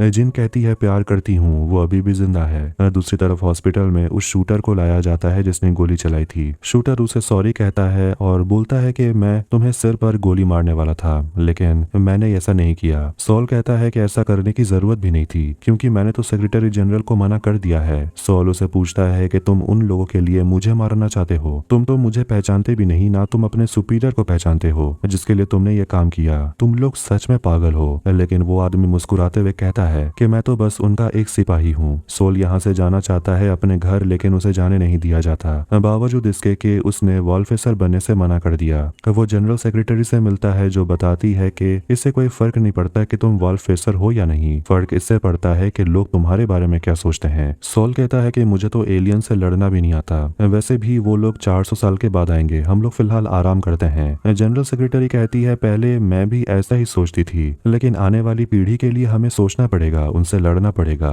सॉल जानना चाहता है कि उसे वॉलफेसर क्यों चुना गया, जिस पर वो कहती है कि समय आने पर तुम्हें पता चल जाएगा। सॉल केंट से आकर कहता है कि वो अपने दोस्त से मिलना चाहता है जिसे कल स्पेस में भेज दिया जाएगा। फिर हम जंगल में टाटियाना को देखते हैं। जब वो अपने वैन के पास आती है तो दरवाजा खुला हुआ था। वो अपना बंदूक निकाल लेती है, लेकिन उसे अंदर में वही हेडसेट मिलता है जिसे देखकर वो बहुत खुश हो गई थी। वो उसे पहन लेती है और रॉकेट लॉन्च होने के लिए तैयार था और कैप्सूल के अंदर विल के दिमाग को -150 डिग्री में जमा के रख दिया जाता है। थॉमस जिन को बताता है कि उसने मसाले और बीज कैप्सूल के अंदर रखवा दिए हैं और अब यह रॉकेट लॉन्च होने के लिए तैयार था। रॉकेट लॉन्च हो जाता है और तभी वहां पर सोल पहुंच जाता है। पहले बॉम्ब तक पहुंचने में कम से कम 2-3 घंटे लग जाएंगे, इसलिए दोनों जाते हैं बाहर बात करने और सोल की सुरक्षा के लिए डिटेक्टिव हमेशा उसके साथ ही रहता था। जिन उससे पूछती है कि तुम्हें इस मिशन के लिए क्यों चुना गया। सोल कहता है मुझे भी नहीं पता और वो बताता है कि विल जिन से कितना प्यार करता था और सोचता है कि काश उससे भी कोई इतना प्यार करता। जिन कहती है वैसे एक है जो तुमसे बहुत प्यार करता है। उसके बाद कहानी जाती है मेक्सिको में, जहाँ हम ऑगी को देखते हैं जो गांव के लोगों को अपना नैनो फाइबर से बना हुआ फिल्टर देती है और उन्हें समझाती है कि इस फिल्टर से पानी इतना साफ हो जाएगा कि बीमारी फैलेगी ही नहीं। वो उस फिल्टर को नल में लगा देती है और तभी उसे सॉल का कॉल आता है, लेकिन वो कॉल नहीं उठाती। फिर हम स्पेस में देखते हैं कि कैप्सूल का रेडिएशन सेल खुल जाता है और वो कैप्सूल लाइन में आगे बढ़ रहा था। फिर पहला धमाका होता है और कैप्सूल की रफ्तार बढ़ जाती है। हर धमाके के साथ कैप्सूल का स्पीड बढ़ते ही जा रहा था। सभी लोग बहुत खुश थे, लेकिन तभी गड़बड़ी हो जाती है और कैप्सूल अपने रास्ते से भटक जाता है। सभी लोग काफी निराश हो गए थे क्योंकि उनकी मेहनत पर पानी फिर गया। उनका ये प्रोजेक्ट फेल हो गया। इसके बाद हम थॉमस को देखते हैं जो अपने प्लेन से कहीं जा रहा था, लेकिन तभी उसे एलियन कांटेक्ट करती है जो काफी खुश है कि इंसानों का मिशन फेल हो गया और वो कहती है कि हमें आपसे मिलना है। इसके बाद लाइट ब्लिंक होने लगता है और थॉमस सोचता है कि अगर वो उन्हें देख सकता है मतलब है कि वो सही रास्ते में है। एलियन कहती है बिल्कुल, और अब तुम हमारे प्लान का हिस्सा हो। फिर वो एकदम से सामने आ जाती है और कहती है कि तुम जहाँ जाओगे हम तुम्हारा इंतजार कर रहे होंगे। तुम वही देखोगे जो हम दिखाना चाहते हैं जब तक तुम मर नहीं जाते। तभी उसके सामने काउंटडाउन खत्म हो जाता है और वो अपना ही चेहरा देखता है जिसकी आंखें निकली हुई थी। थॉमस ये सब देखकर बहुत डर गया था। जिन बता रही होती है कि कैसे वो कैप्सूल स्पेस में अपने रास्ते से भटक गया और शायद 50 लाख साल के बाद वो कैप्सूल इस गैलेक्सी से बाहर निकल जाएगा। डिटेक्टिव वहां पर आकर बैठता है और उन्हें समझाता है कि हार मान लेने से सब कुछ खत्म थोड़ी हो जाता है। कितने सारे मिशन फेल होते हैं। जिन कहती है कि हम अभी भी सांटी से लाखों गुना ज्यादा धीमे चल रहे हैं। डिटेक्टिव उन दोनों को लेकर ड्राइव पर निकलता है और वो तीनों एक झील के किनारे रुकते हैं जहाँ पौधे पर बहुत सारे कीड़े लगे हुए थे। डिटेक्टिव ये देखकर उन्हें कहता है कि हम कीड़ों को मार देते हैं, कुचल देते हैं, लेकिन फिर भी ये यही है और कीड़ों के लिए वो टोस्ट करता है और दोनों से कहता है कि अभी बहुत काम बाकी है। और इसी के साथ 3 बॉडी प्रॉब्लम सीजन 1 यहीं पर खत्म हो जाती है। तो अगर इस शो की बात की जाए कि मुझे ये शो कैसा लगा, तो शो अच्छा ही लगा, लेकिन बहुत ज्यादा अच्छा नहीं। इस शो का कॉन्सेप्ट काफी हाई लेवल का था जो कि समय समय पर काफी इंप्रेस भी करता है क्योंकि ऐसा कुछ हम लोगों ने पहले कभी नहीं देखा। ऐसे ऐसे कुछ सीन्स है जो वाकई में आपके मुंह को खोला का खुला रख देता है। पहले के 4 एपिसोड्स बहुत ही जबरदस्त हैं, लेकिन एपिसोड 5, 6, 7 और 8 वो मजा नहीं दे पाती क्योंकि उसमें ड्रामा बहुत ज्यादा था। ऐसा नहीं कि ड्रामा अच्छा नहीं होता, मुझे ड्रामा देखना बहुत पसंद है, लेकिन ऐसा लग रहा था कि आप उन कैरेक्टर से इतने अच्छे से जुड़ नहीं पाते, आप उनके लिए उतनी फिक्र नहीं करते। ऐसा लग रहा था कि सिर्फ टेक्निकल बातें चल रही हैं कि वो आएंगे और यही सुनने को मिल रहा था। कहानी इससे आगे बढ़ ही नहीं रही थी। यहाँ तक कि मुझे लगा लास्ट में कुछ तो होगा, वो एलियंस जिसे सांटी का नाम दिया गया है उनका दर्शन होगा, लेकिन वो भी नहीं आए। और ये जो कीड़ों के नाम पे लास्ट में दिखाया गया ये सीन भी मुझे उतना स्ट्रांग नहीं लगा। पता नहीं क्या सोचकर ये एंडिंग दिया गया था। ये सीरीज जिस बुक पर बेस्ड है उसके 3 पार्ट्स हैं। मुझे पता है कि कहानी कंप्लीट नहीं हुई है, अभी 2nd बुक और 3rd बुक बाकी है, लेकिन फिर भी अगर देखा जाए तो मुझे उतना इंटरेस्ट नहीं आ रहा ये जानने में कि आगे क्या होने वाला है। मुझे ऐसा लगता है कि इस शो का सीजन 2 शायद नहीं आएगा।